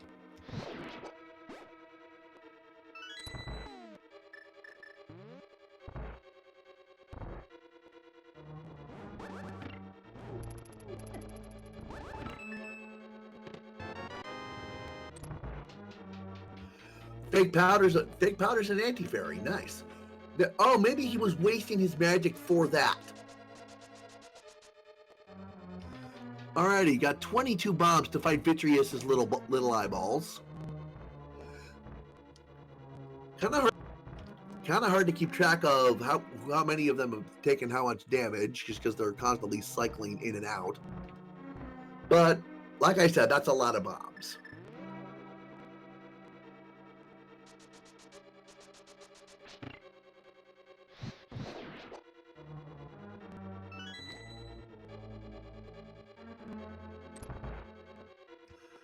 Looks like Farfaloo took a bunny beam. Small key at the big key chest.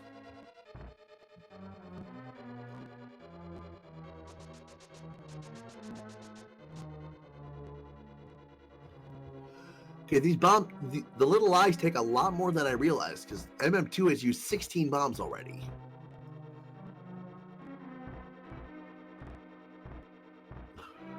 Looks like he's going to finish them with fighter sword spins.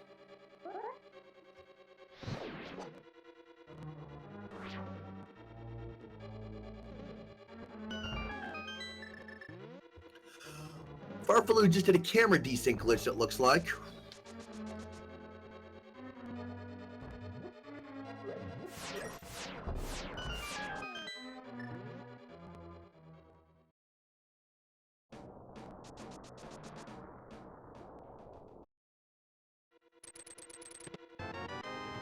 Ooh, very astute at the Turtle Rock Big Chest. That's awesome.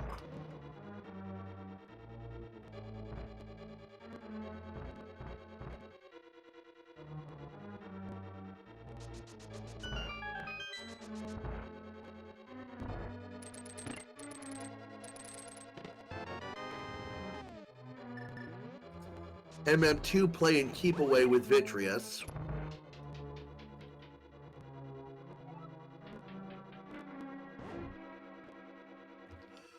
Looks like he's fairly safe as long as he keeps this rhythm. Oh, I spoke too soon. Gonna use his Mountain Dew voltage. Could he use the fire rod to damage Vitty now? Since he's got magic back? Oh, Vitreous is mauling him.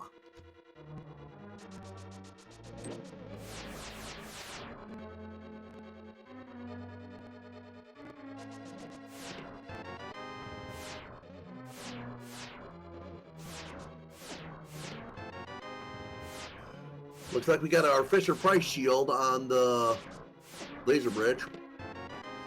There's our bow on laser bridge. And going to use the Cane of Burna to finish that out. Not getting the last item.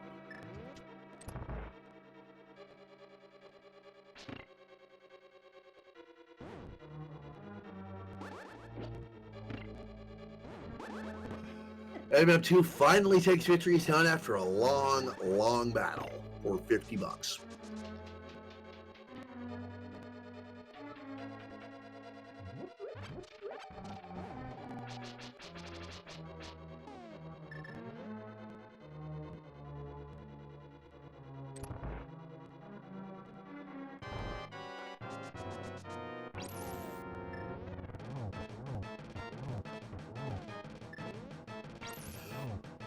Farfaloo going for hammer strats on the heads. Good thought. Finishes off the firehead.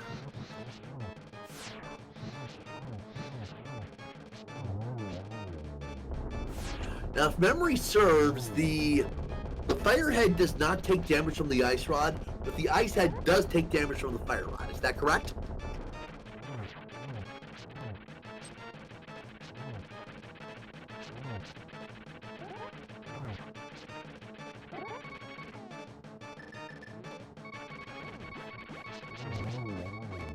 Farfaloo gets it.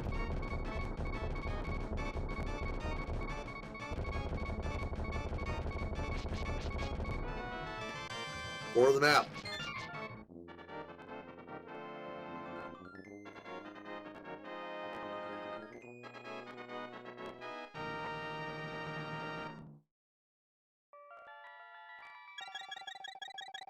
Raylan says Firehead does take damage. I didn't realize that.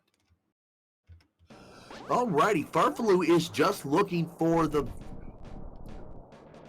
mirror and possibly gravity suit for go mode. I believe we have Link to the Past go mode at this point. No, we need the mirror for Swamp Palace. Other than that, we have Link to the Past go mode.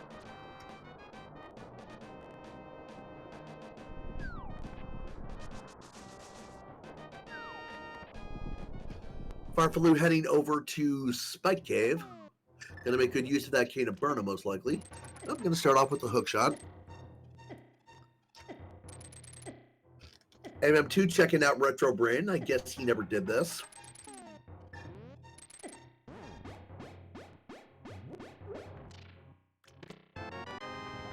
Super missiles in Spike Cave.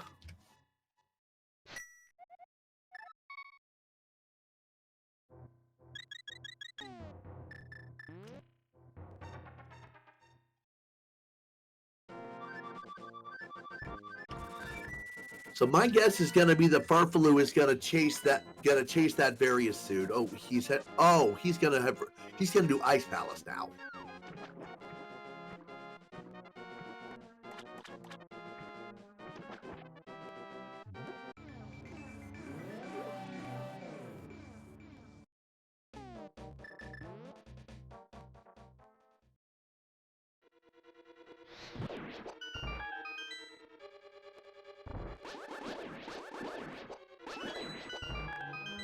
Alrighty, as we approach the 1 hour 40 mark, we have no DNFs yet. Just thought you guys might like to know that.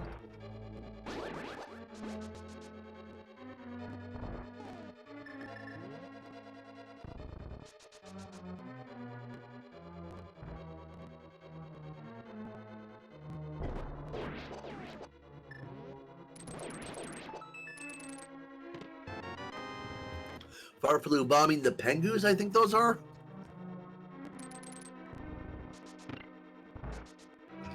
MM2 over to the Hobo. I don't remember what this was. I don't think it was anything. Right, no tank. Farfaloo's turning up Icebreaker to clip through the wall there. Or the big key.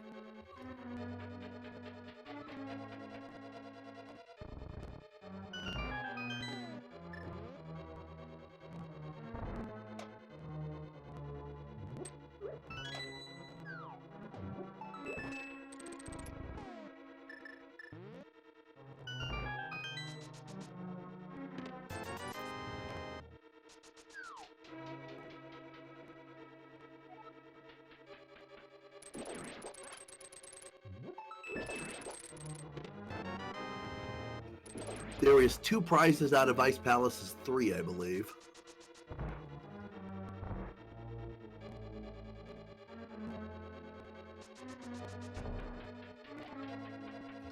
Alrighty, MM2 gonna go for some Suitless Meridia.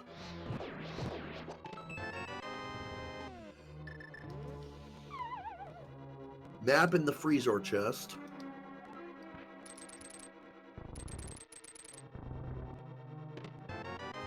Compass in the big chest. So now all we've got left are prizes and dungeon items and keys.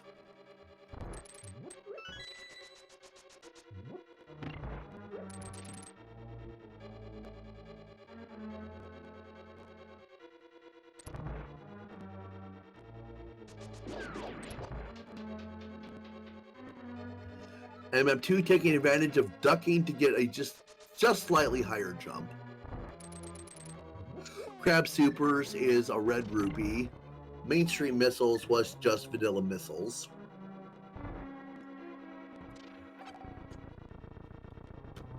Alrighty, MM2 can make it across Mount Everest here fairly easily just by swinging along the top with the grapple beam.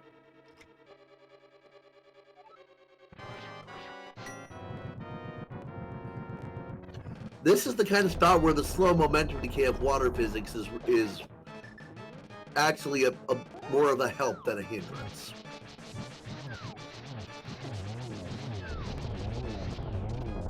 Farfaloo absolutely goes postal on Cold Stare and takes him out for a small key.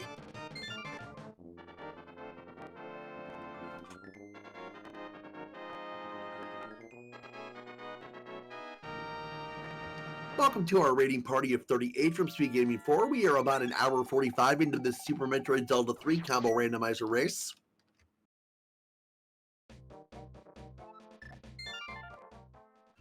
There are some enemies that the game will keep track of while they're not on screen, and I've never figured out which ones it is and which ones don't.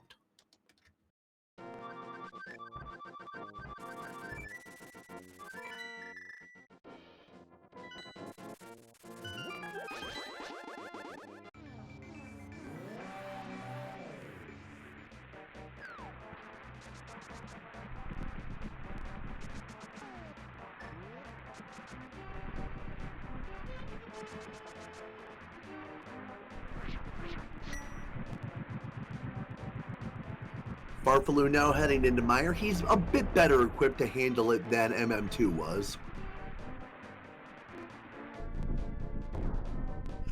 MM2 using the enemies as platforms. Alrighty, he's reached the top. There's the beach item just to the right, and then watering hole up and to the left.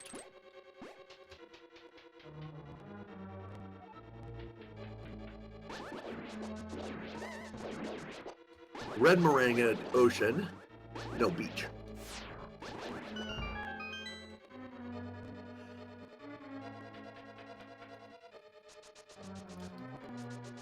Alrighty, MM2 well on his way.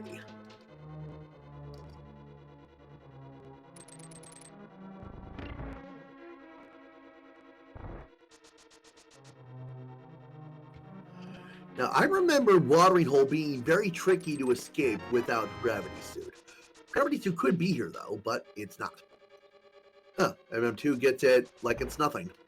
Maybe I'm just bad at this game.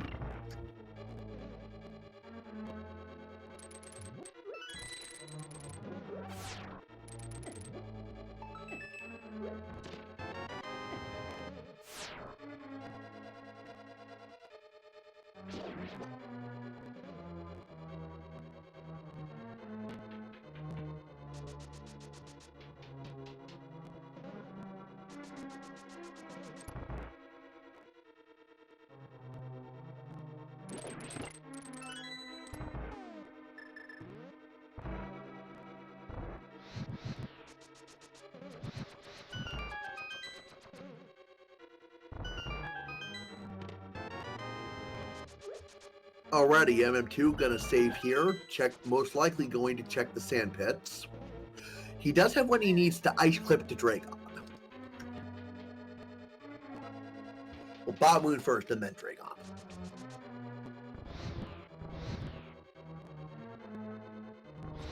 There's also the snail clip to the items here in Aqueduct, so we'll see if he goes for that too. This will let him check one of those items. Ooh, it's the powder.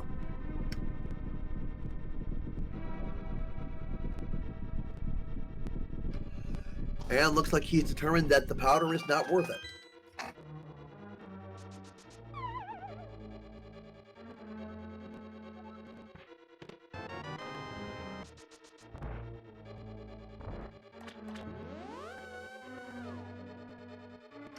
Oh, you need gravity to snail clip? I didn't realize that.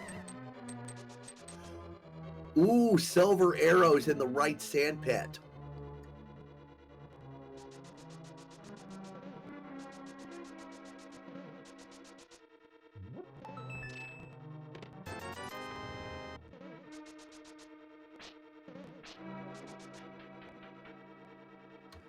Okay, what did Furfaloo just do? Looks like he clipped over that rail.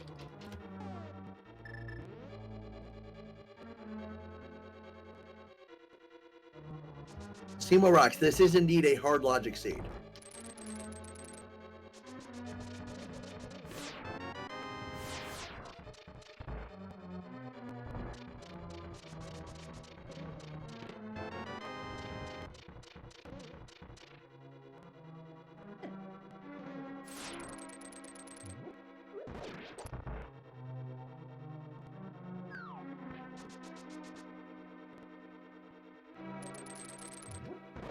Yeah, Hammer and Ice Rod were both behind Croc.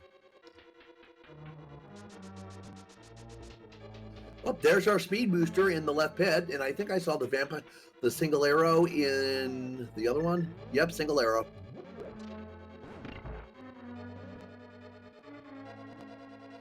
MM2 not going to take that speed booster, so what is he going to do?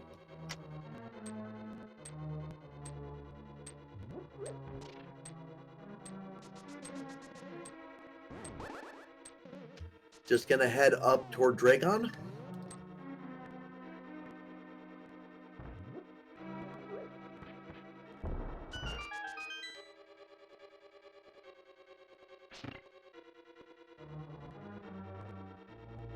Ooh, drop the wall jump.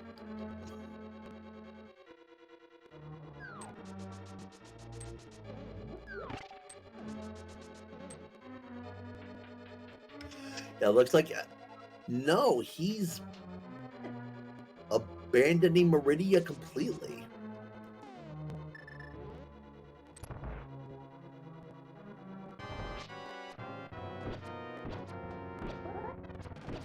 All right, Farfaloo's got the bow for the Vitreous Eyes. How many arrows is it for each of them? Because he's got plenty. He's also got Master Sword.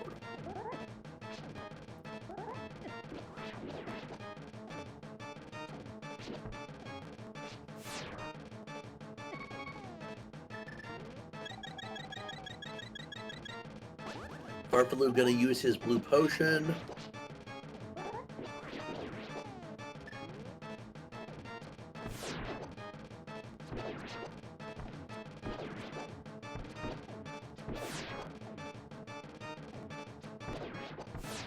All right, and I believe Vitreous takes 8 arrows.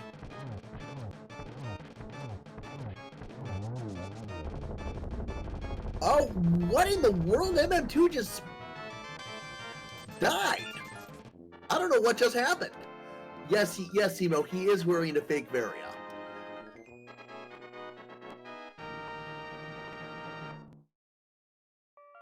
Yeah, that'll just take him back to his save outside the sand pits.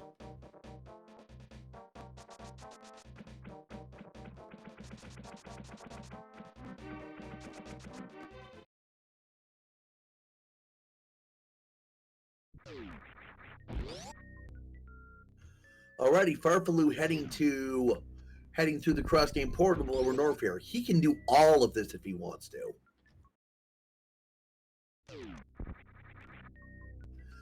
Alright, gonna dip into Goltorizo's room. What is Showcase Showdown? It's just missiles.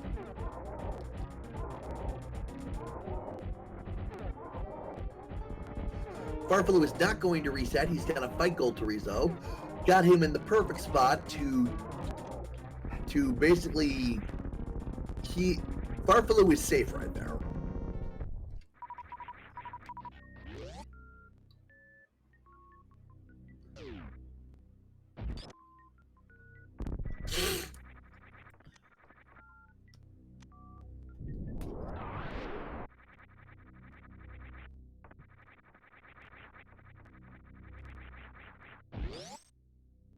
Alrighty, is Farfaloo gonna take some time and farm supers from the Rippers here?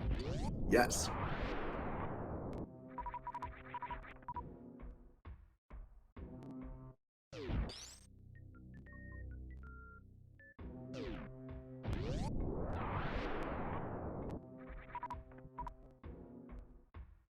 Ooh, wave beam at Mama Turtle.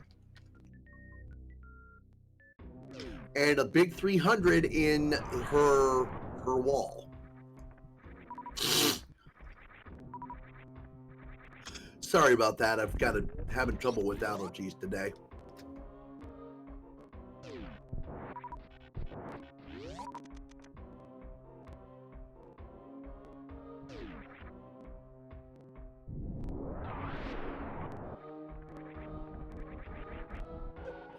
Farfaloo heading through the Fast Pillars room at normal speed because no speed booster.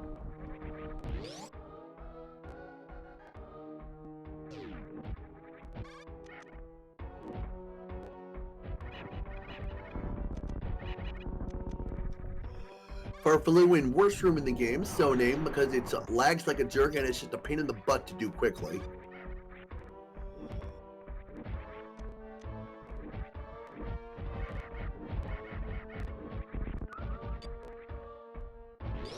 Heading on over to the Mickey Mouse room.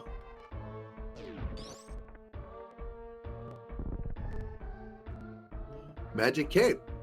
Nothing we need, but Farfaloo's going to go ahead and grab it. MM2 Ice Clips to get to Bot Wound.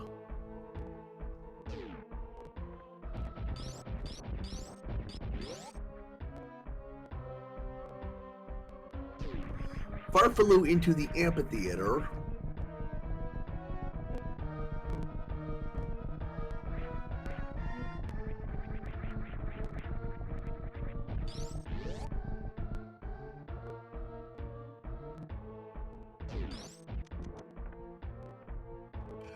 Farfaloo on his way down to Ridley.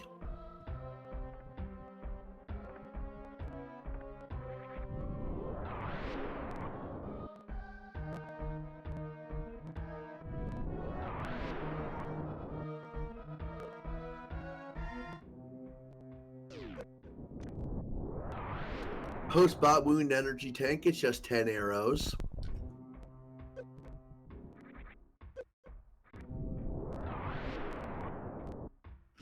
Power Bombs of Shame is a red rupee.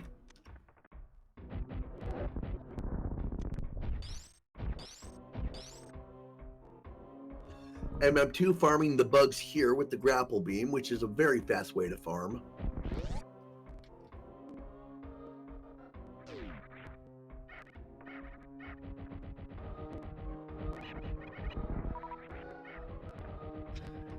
Farfalu with the Elite Space Pirates takes them out very quickly.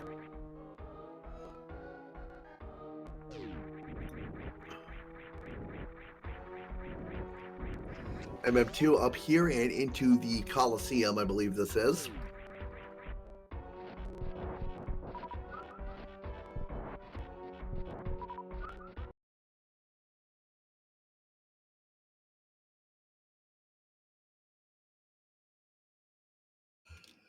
Precious Missiles is just missiles.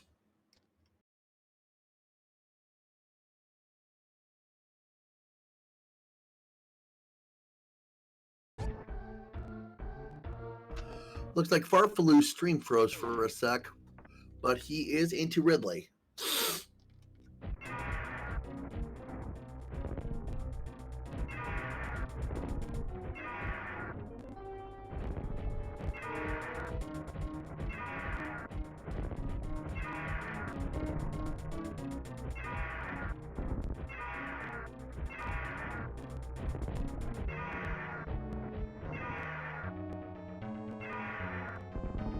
Well done by Farfalu.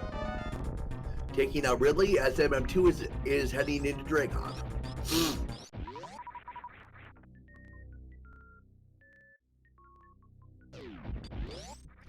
Heart piece behind Ridley.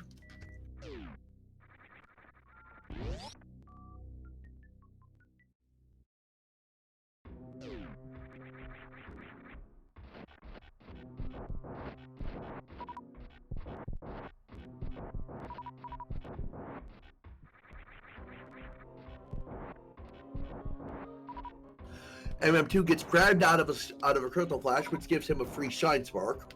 I don't know why that works like that.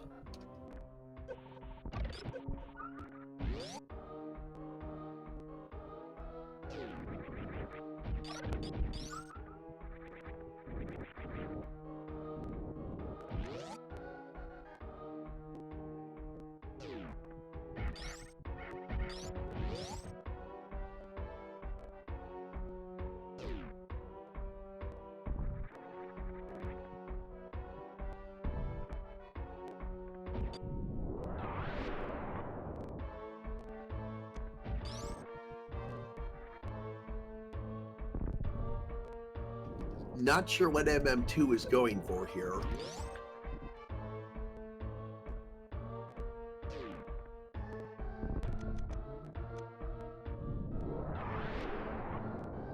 Oh, possibly trying to get Blue Suit out of that. He did.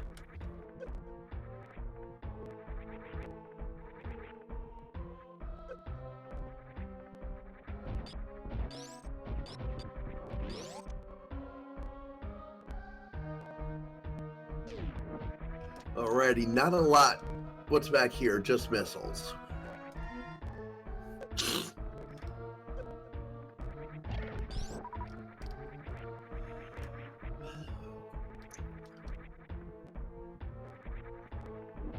Spring ball bounce to get out of this room, and then the blue suit will get a shine spark to get out of this room.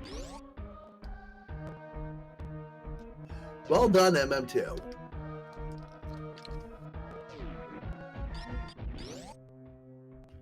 Peeves in jail is vanilla.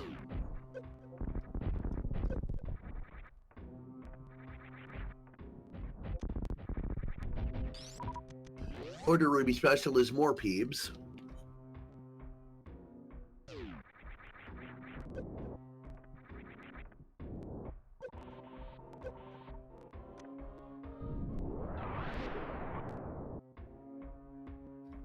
Ooh, there is our mirror at Franker Z room.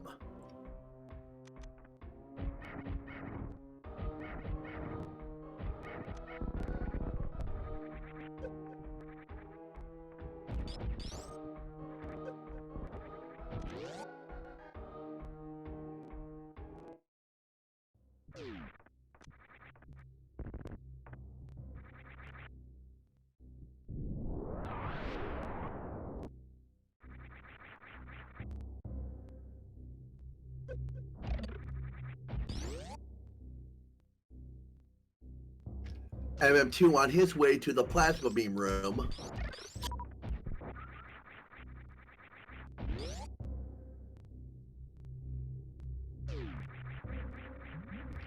Farfaloo heading out of Norfair via the reverse 3-room gauntlet.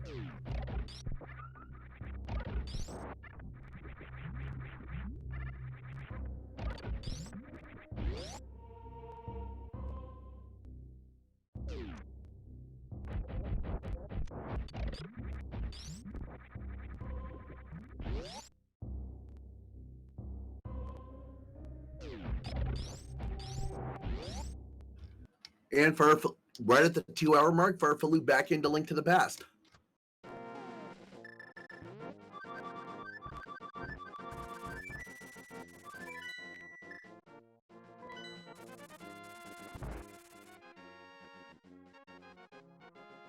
Farfaloo gonna charge beam at the plasma beam room.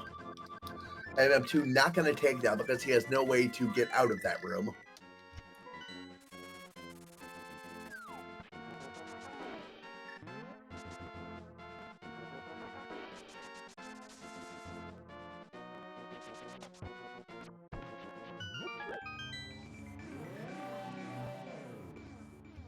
Looks like Farfaloo heading for Swamp.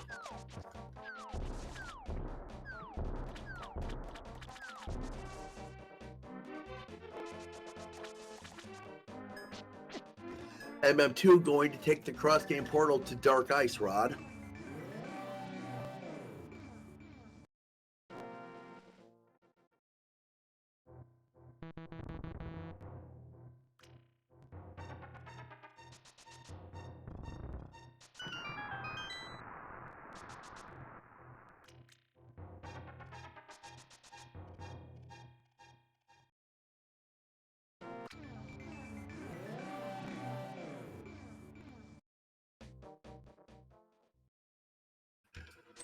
Alrighty, this is actually going to be Farfaloo's 7th crystal. So if he can do Suitless Meridia, he can finish the... He's in a good position to finish the game.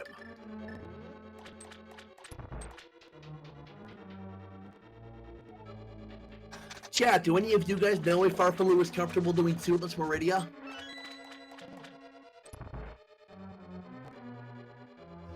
Actually, he might not even need to. Just backdoor to... Just take backdoor to the back of Meridia from Dark Ice Rod.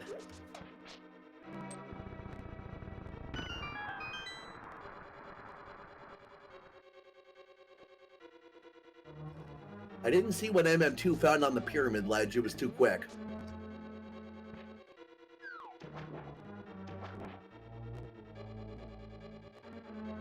Okay, if he turns RBO, then yeah, he should absolutely be comfortable doing Suitless Meridia.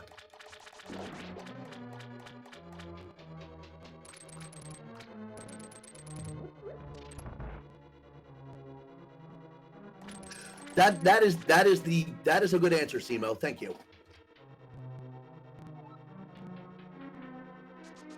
Alrighty, Farfaloo, gonna go for Diver down here. The action of swimming beginning is linked to the splash animation. By using the jump down ledge transition from the glitch ledge, ooh, there's Gravity Suit. He's not gonna have to do it. He might, yeah, he is. Yeah, 2 hours, 3 minutes, Farfaloo is in go mode.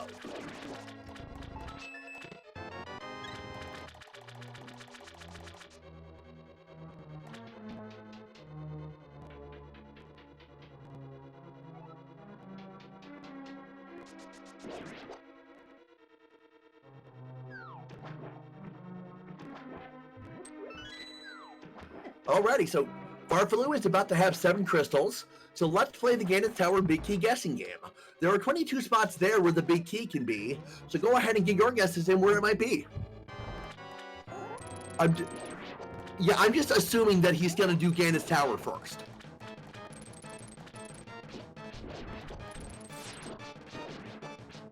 As you guys will have seen or will see in chat shortly, I'm going with my standby, 4 always wins.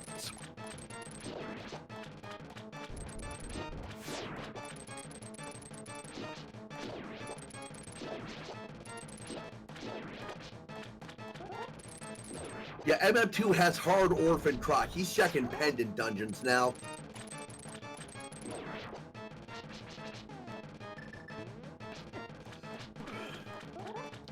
Yeah, I think I feel safe saying Farfaloo is going to check as many chests in Ganon's tower as possible because Mattress or Silverless Ganon sucks. So it is of course possible that he'll do Meridia first, check the sand pits, and get the silvers there, but I think that's not likely.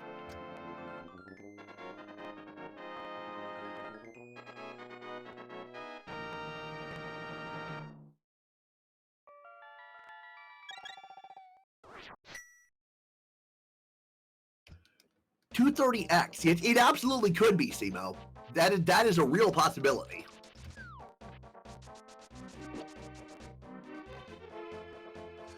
Okay, yeah, it looks like Farfaloo looks like he's heading for Dark Ice Ride. He's gonna do Dragon first, but I don't think he's going to check anything else because he has Go mode, even if it's a little slow.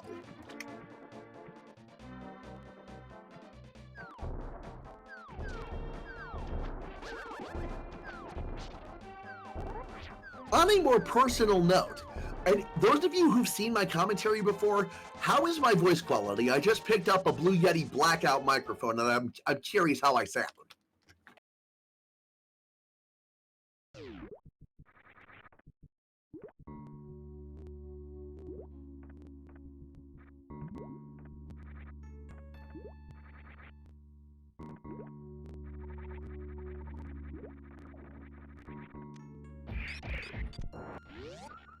Yeah, Steel G. Before this, all my commentary was with the boom mic on my Logitech G430 gaming headset.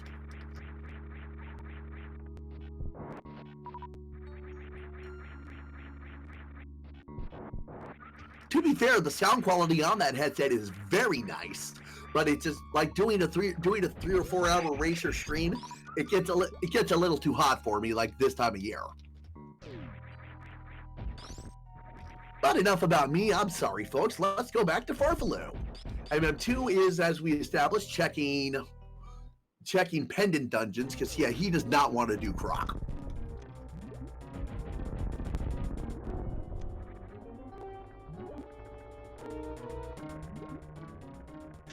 Yeah, 50 super missiles, 85 regular.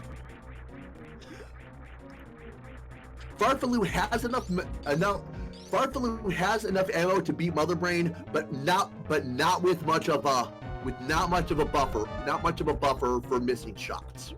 MM2 takes a death. That's unfortunate.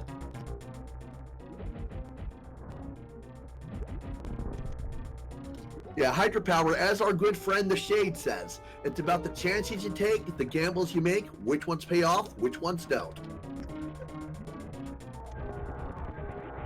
Alrighty, Farfaloo breaks the turret, lets Dragon grab him, grapples onto it, conducts some electricity, fry trip.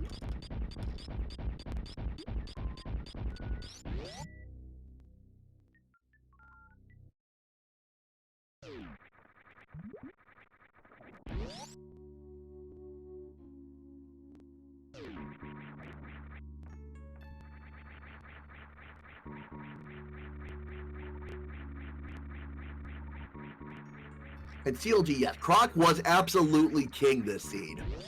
Croc led directly to go mode. Yeah. The seed was an open-ended race to Croc, and then once you hit Croc, there was one path after Croc.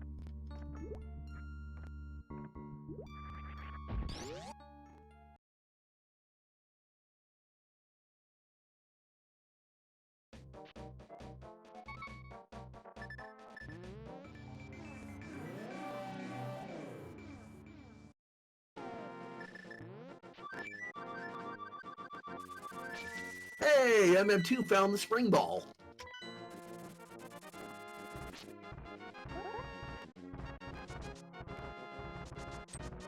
Steel G, what makes hammerless Ice Palace so bad? I don't think I've ever seen a runner try that.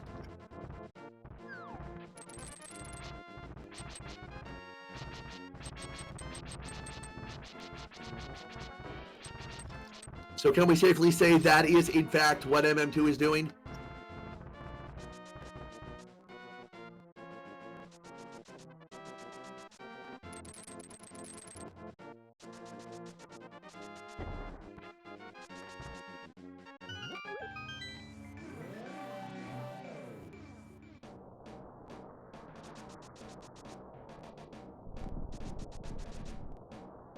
Oh, right, there are moles. There are the little whack-a-moles you have to knock down with the hammer. I forgot about. I blanked on that.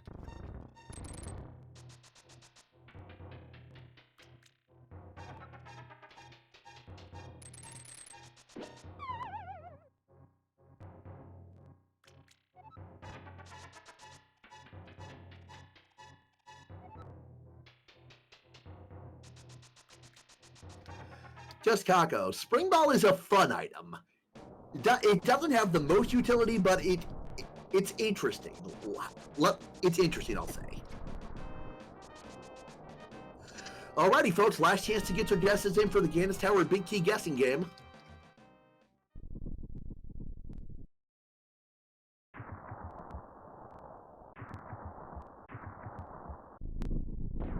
Yeah, I feel comfortable saying Farfalloon, even after... Yeah, Farfalloon will, of course, head right out after the big key, but he's probably going to check as many chests as he can on the way up, hoping to find a third sword.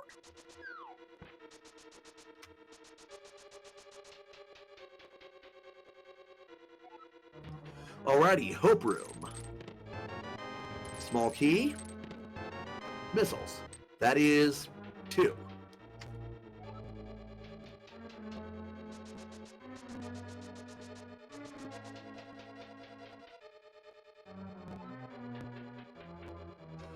Item number 3 is a red rupee on the torch.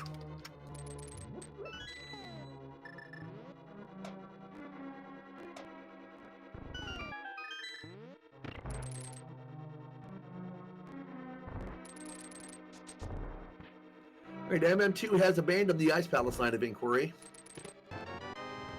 Small key for number 4, I lose. Tempered sword for number 5, Lucky Ducky. Number 6 is a small key. Number 7 is a buck.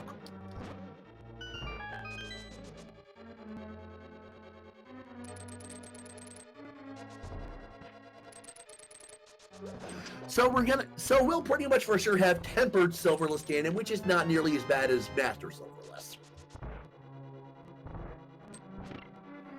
Okay, MM2. Oh, he's doing the lunchbox.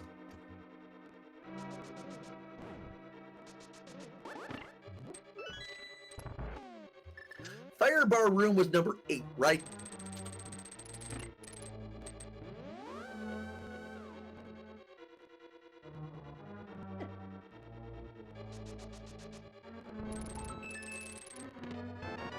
Number 9, Butter Sword! What?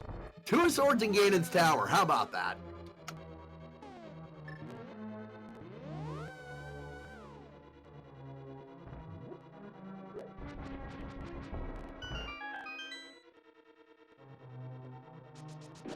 Window room number 10 through 13. Bloopy. Heart piece. Super missiles. Missiles. And every ammo pack Farfalloon finds adds to his safety buffer for when he gets to Mother Brain.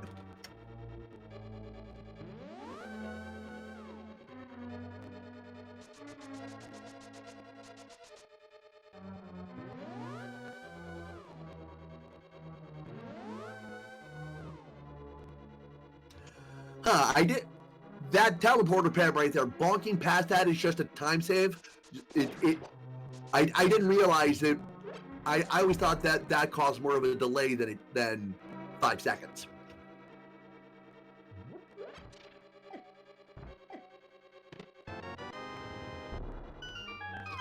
That was 14. So 15, 16, 17 will be behind Ice Armos. Then 18 to 21 in the compass room, and then tile room.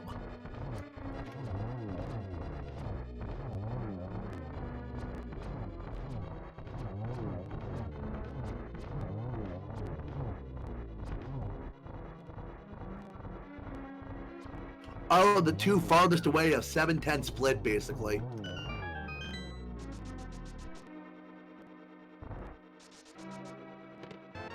$15, 16, 17. Starting to look like we might have tile room, folks. Get hype.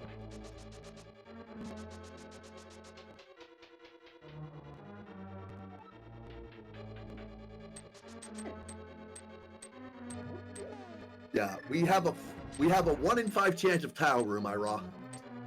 Am I saying that right? But Farfalu is not going to take that 4 in 5 shot.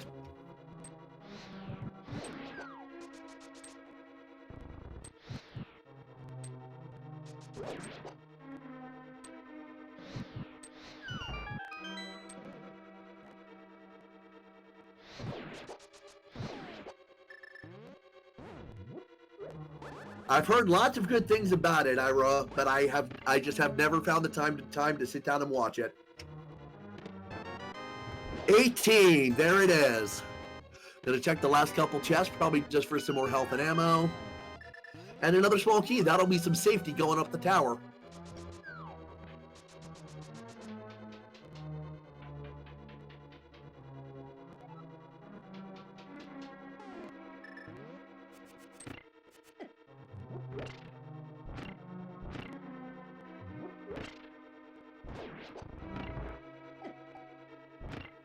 MM2 finally heading for Croc. About an hour too late. Yeah. Barring Farfalu's computer exploding, Farfalu will be first on restream.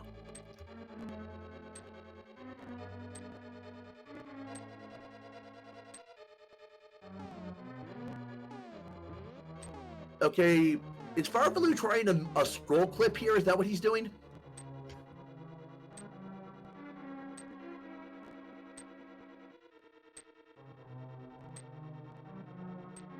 So, Iro, like that?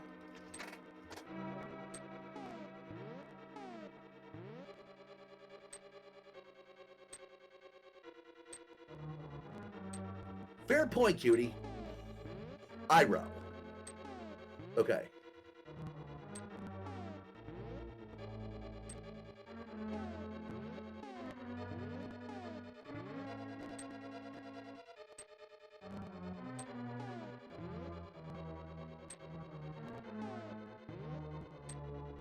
Alrighty, checking back in with MM2. He is going looking to ascend Meridian. Was looking to ascend. He is just refusing to do Croc. He's trying to ascend Meridian Main Street suitless again. Ooh! Fancy schmancy wall jumps. I like that.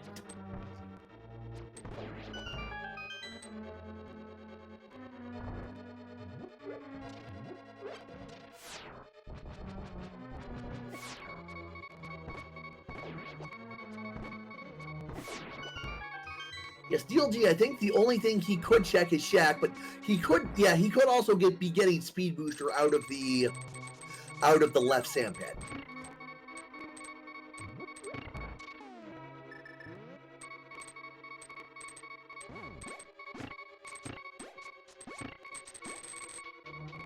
Farfalu playing real careful. He's on a heart and a half.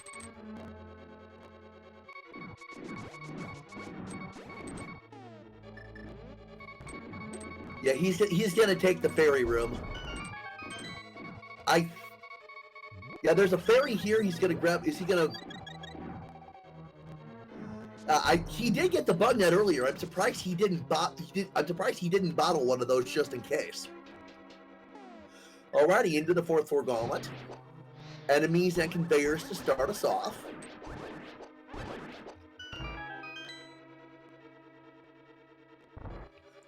Add a Beamos.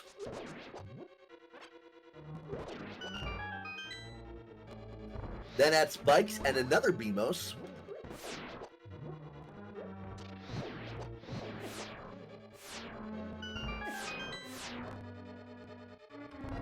Then add ice.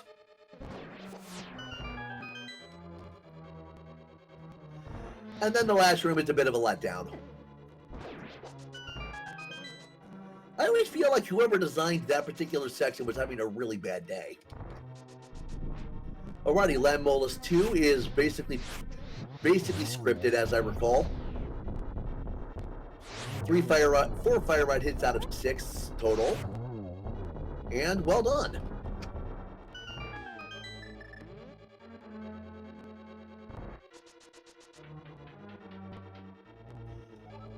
Okay, looks like okay. MM2 is not resetting out of this. He's heading for Shaq. Farfalu with Farfalu with Samaria strats on the Wizrubs there. Well done.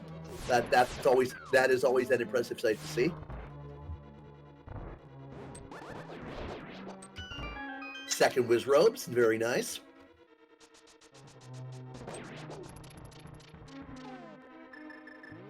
Oh, gravityless quicksand is just the worst.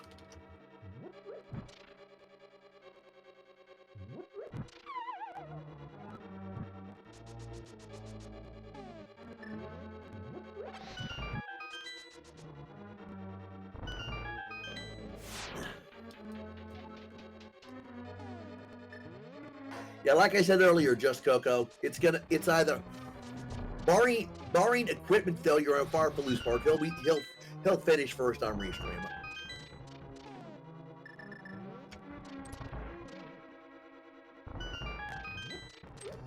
MM2 gotta time the wall jumps right with the tide there, and he gets it. Well done.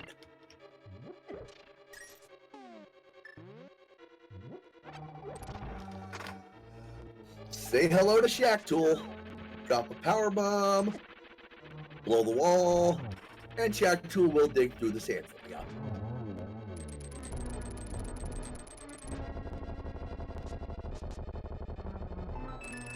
Moldorm 2 goes down like a chump. Final chest is missiles.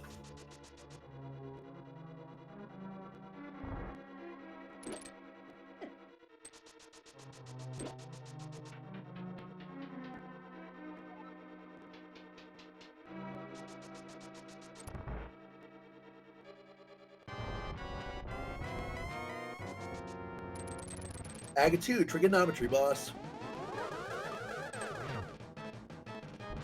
I can't tell if that was a double or if that was a simultaneous hit. That was a double. So we might have 2-2. Okay, so 1-2-2. 1-2-2-1. Very nice.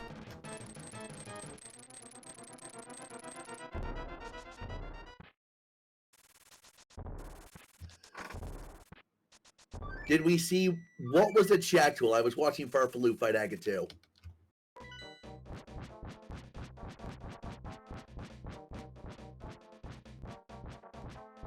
Missiles. Press F to pay respects, folks. Alrighty. Gannon. Buttersword is,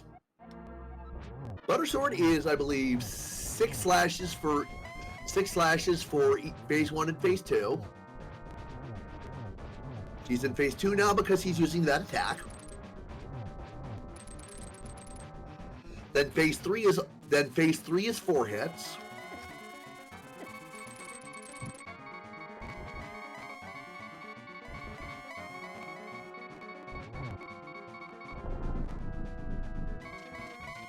Hooray, Hyper Beam.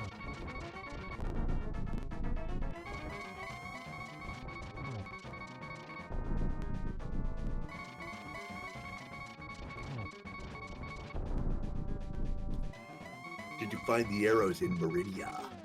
No, he did not. Farfalu gets the torch glitch by relighting the first torch before the second one can go out, so the second one will never go out. And now 12 butter sword spins, and it has to be spins. Yeah, if memory serves with this fight, there is one vulnerable frame, but it's fairly easy to overlap that frame by using a spin.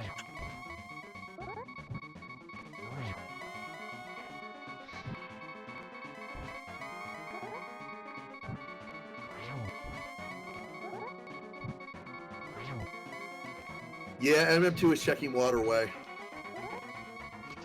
Might check shaft supers too.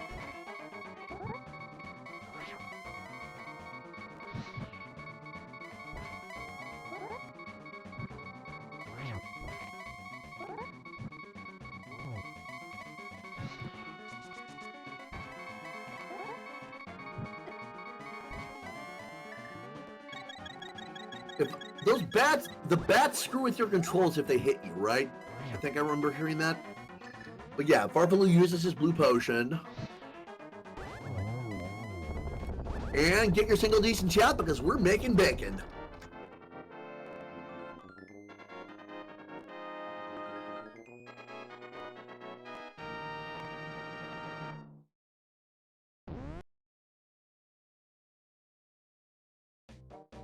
Alrighty, now Farfalu just has to save and quit, and then hard reset to respawn at the ship, and he'll be. And the Super Metroid game takes about 10 minutes, maybe a little longer.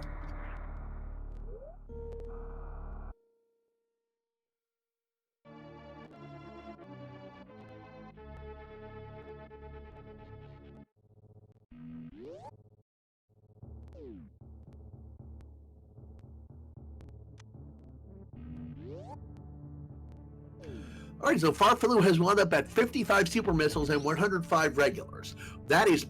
He is sitting pretty for Mother Brain. MM2 checking waterway. Can't be anything good. Nope, heart piece.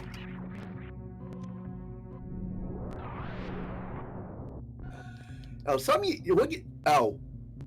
MM2 right there is doing what's called arm pumping. While you're moving, when your animation shifts from standard running to having your gun pointed, it shifts you forward a pixel. You're not actually moving faster, it's a series of position changes, but over the course of a run, it comes to the same thing. Saves a few seconds. Tool assisted conditions can obviously just auto fire L or R to do it, but for a human, you just slam the buttons whenever you got a long runway.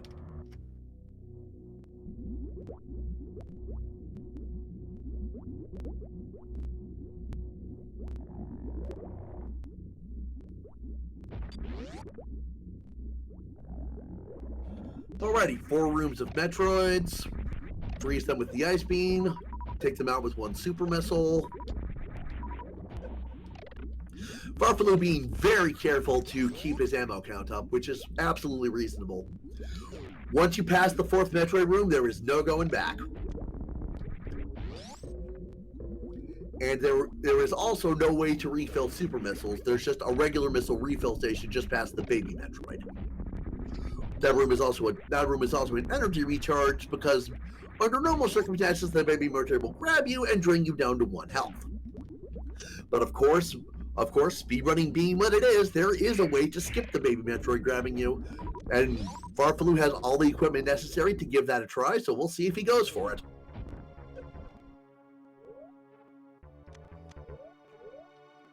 He's unequipping his suits. He may not be going for it.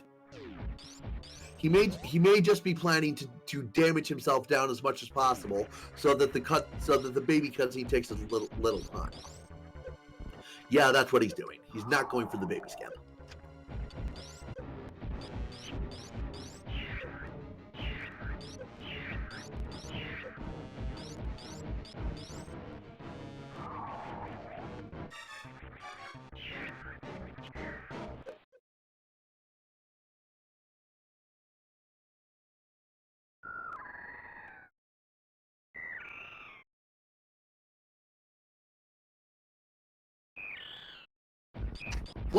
Another little touch right there, if Samus is kneeling to the left as the baby Metroid lets go, your stand-up animation after the cutscene takes 45 frames longer than it does if you're facing to the right.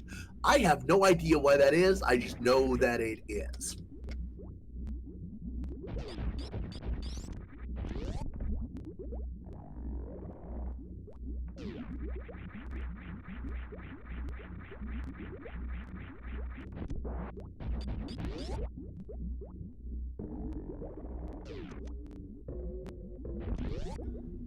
I think Croc is the last thing he has because he's heading down that way now.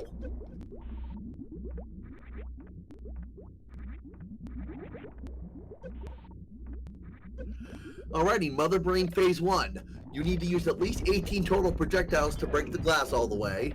And then once you start damaging the brain, it has 3,000 health.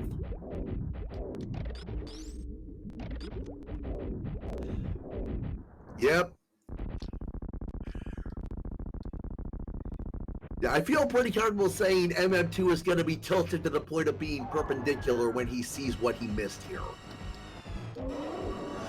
Alrighty, Mother Brain Phase 2 has 18,000 health, same as Ridley, but takes normal damage from supers instead of the double that Ridley takes. So, 60 supers, each one missing, substitute 3 regular.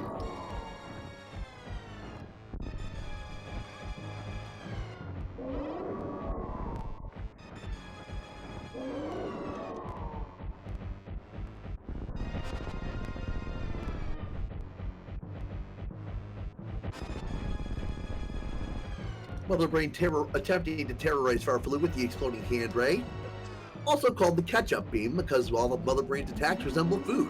There's the French fry beam, chicken nuggets, and then there's also onion rings.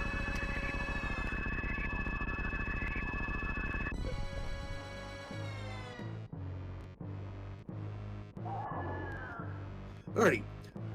There's a glitch here you can do to stand up and be active during this cutscene. It lets you deal damage to Mother Brain's third phase early, but since Farfalu doesn't have charge beam, it's not. It wouldn't save any time because you can't actually damage her since you don't have the charge beam, and the rainbow beam destroyed all your ammo.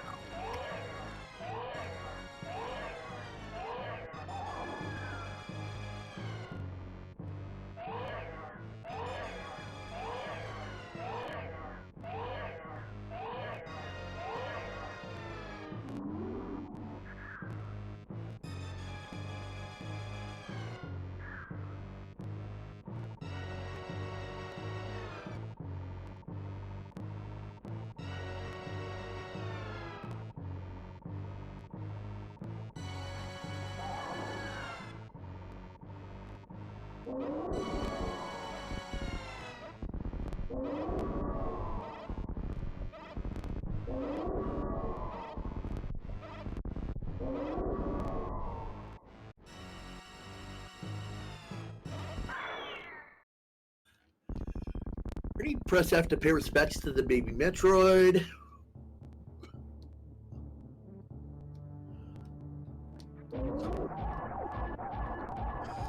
Mother Brain Phase 3 has 36,000 health.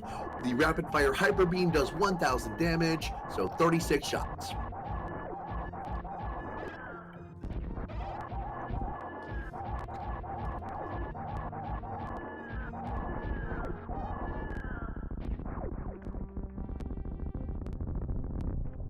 Rest in peace as you baby killer.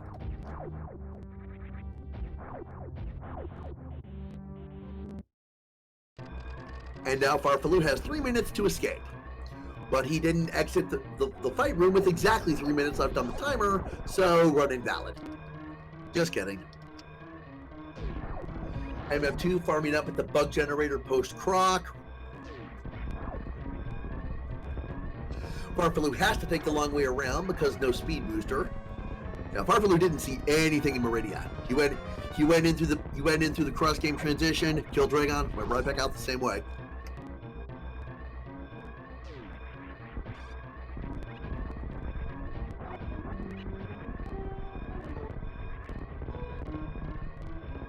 That's one of the things that I really like about the randomizer.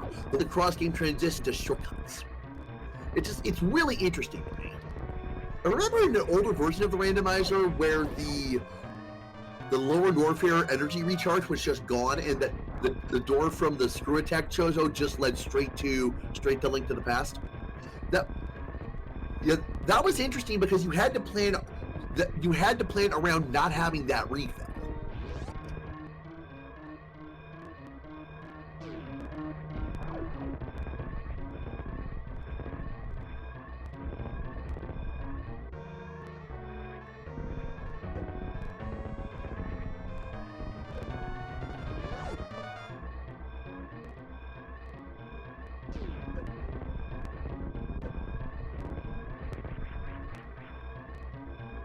Alrighty, folks, hit your GGs in chat for Farfalu, finishing second place overall with a time of 2:34.48, behind Aster in first place at 2:28.49, and MM2 Nest Cartridge is thrown in the towel.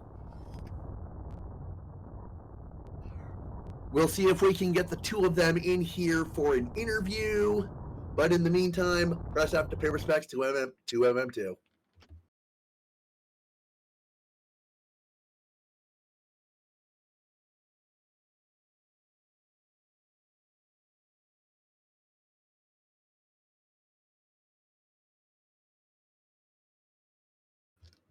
Alrighty, we are joined by both Farfaloo and MM2. GG to both of you. Not sure if my routing deserves a GG, but all right. Nah, GG's. It's all about choices. Sometimes you make the right ones, sometimes you make the wrong ones. You made the wrong one today. It happens. Sometimes you die in hell runs that are really stupid, and by making a really stupid mistake and misplacing your power bomb for a crystal flash, which sets off a chain of events, making you skip Croc, and then go all over the world trying to justify your Croc skip, and it has your hammer and your ice rod. Love this game. Yeah, that misplaced power bomb, that was really unfortunate. I was more disappointed I misplaced the power bomb, which made me skip the X-ray, because if I had the X-ray, I would have at least attempted G-mode in Aqueduct to try to get the right side Aqueduct item. But it's alright. There will be more weeklies, hopefully. I would be surprised if there are not.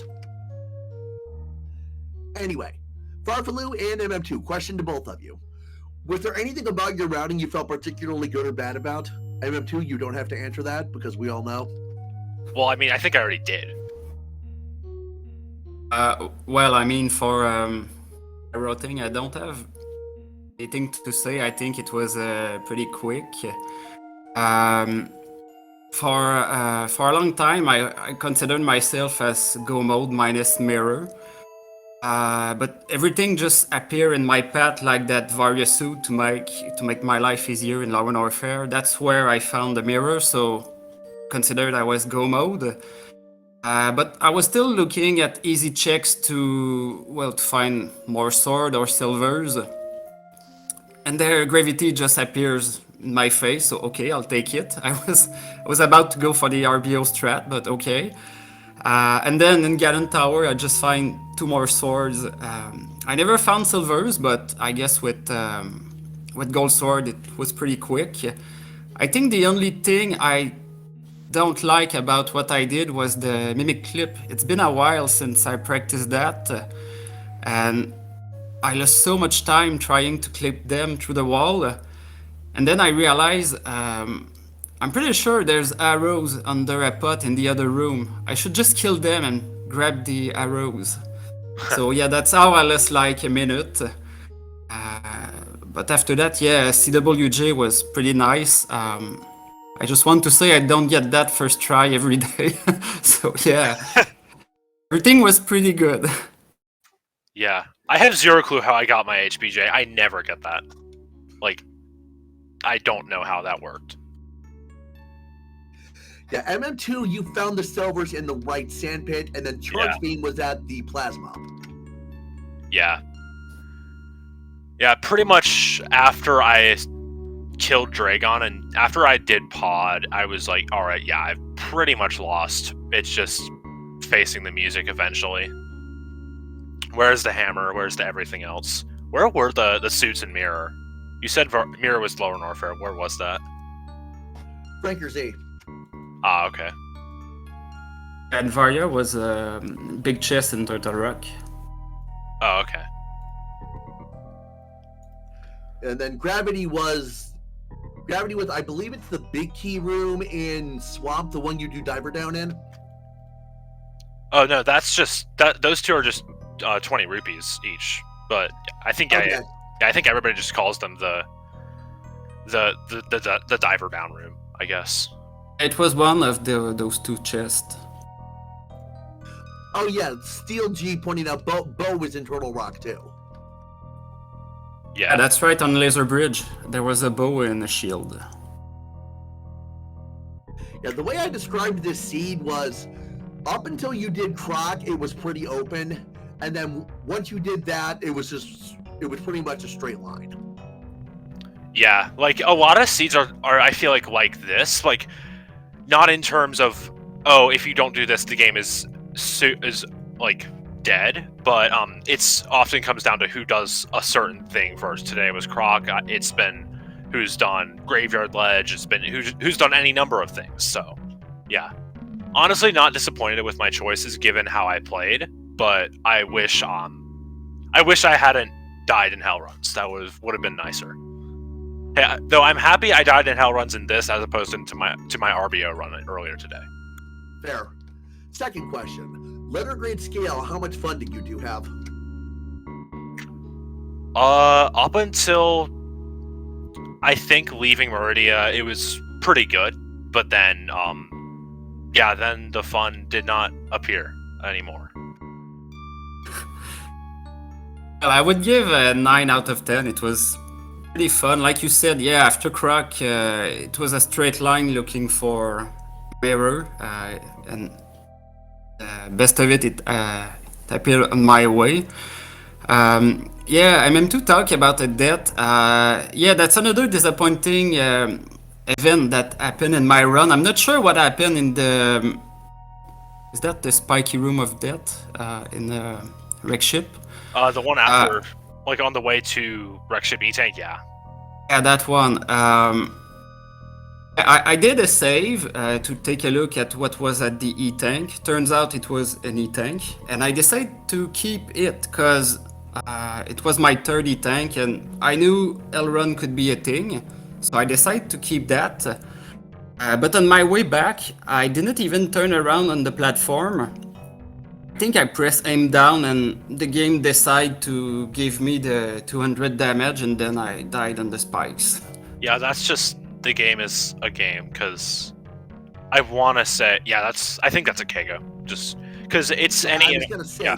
Did you Kego ball through the platform accidentally? Yeah, I mean, Kegoing is any uninterruptible animation, not just morphing or unmorphing, because like... Oh yeah, I broke the spin jump animation to get more speed to jump to the next platform. I didn't know it could happen. I knew about the turnaround, but not for that one. Yeah, it's happened to me before. It happened. No, that was just no. The death in Mama Turtle was just bad hitboxes. That's what I'm blaming. Yeah, I've never seen someone die like that in Mama Turtle. I have. It happened to me all the time when I ran an RBO and picked up Mama Turtle Tank. That's why I don't pick up Mama Turtle Tank in RBO anymore. That's yeah. Mama Turtle sucks. Sue us. So yeah, that was... I knew I was going in there with that risk, and yeah. It happens. Alrighty, any final comments from either of you? GG's, I wish I could have provided a more interesting race. And thank you for the restream. It was a very nice race for my part, and yeah, thank you for the restream, and I think it was Rylan for the tracking, and yeah, see you next weekly. Yeah. Thank you both for competing, and I had a great time watching.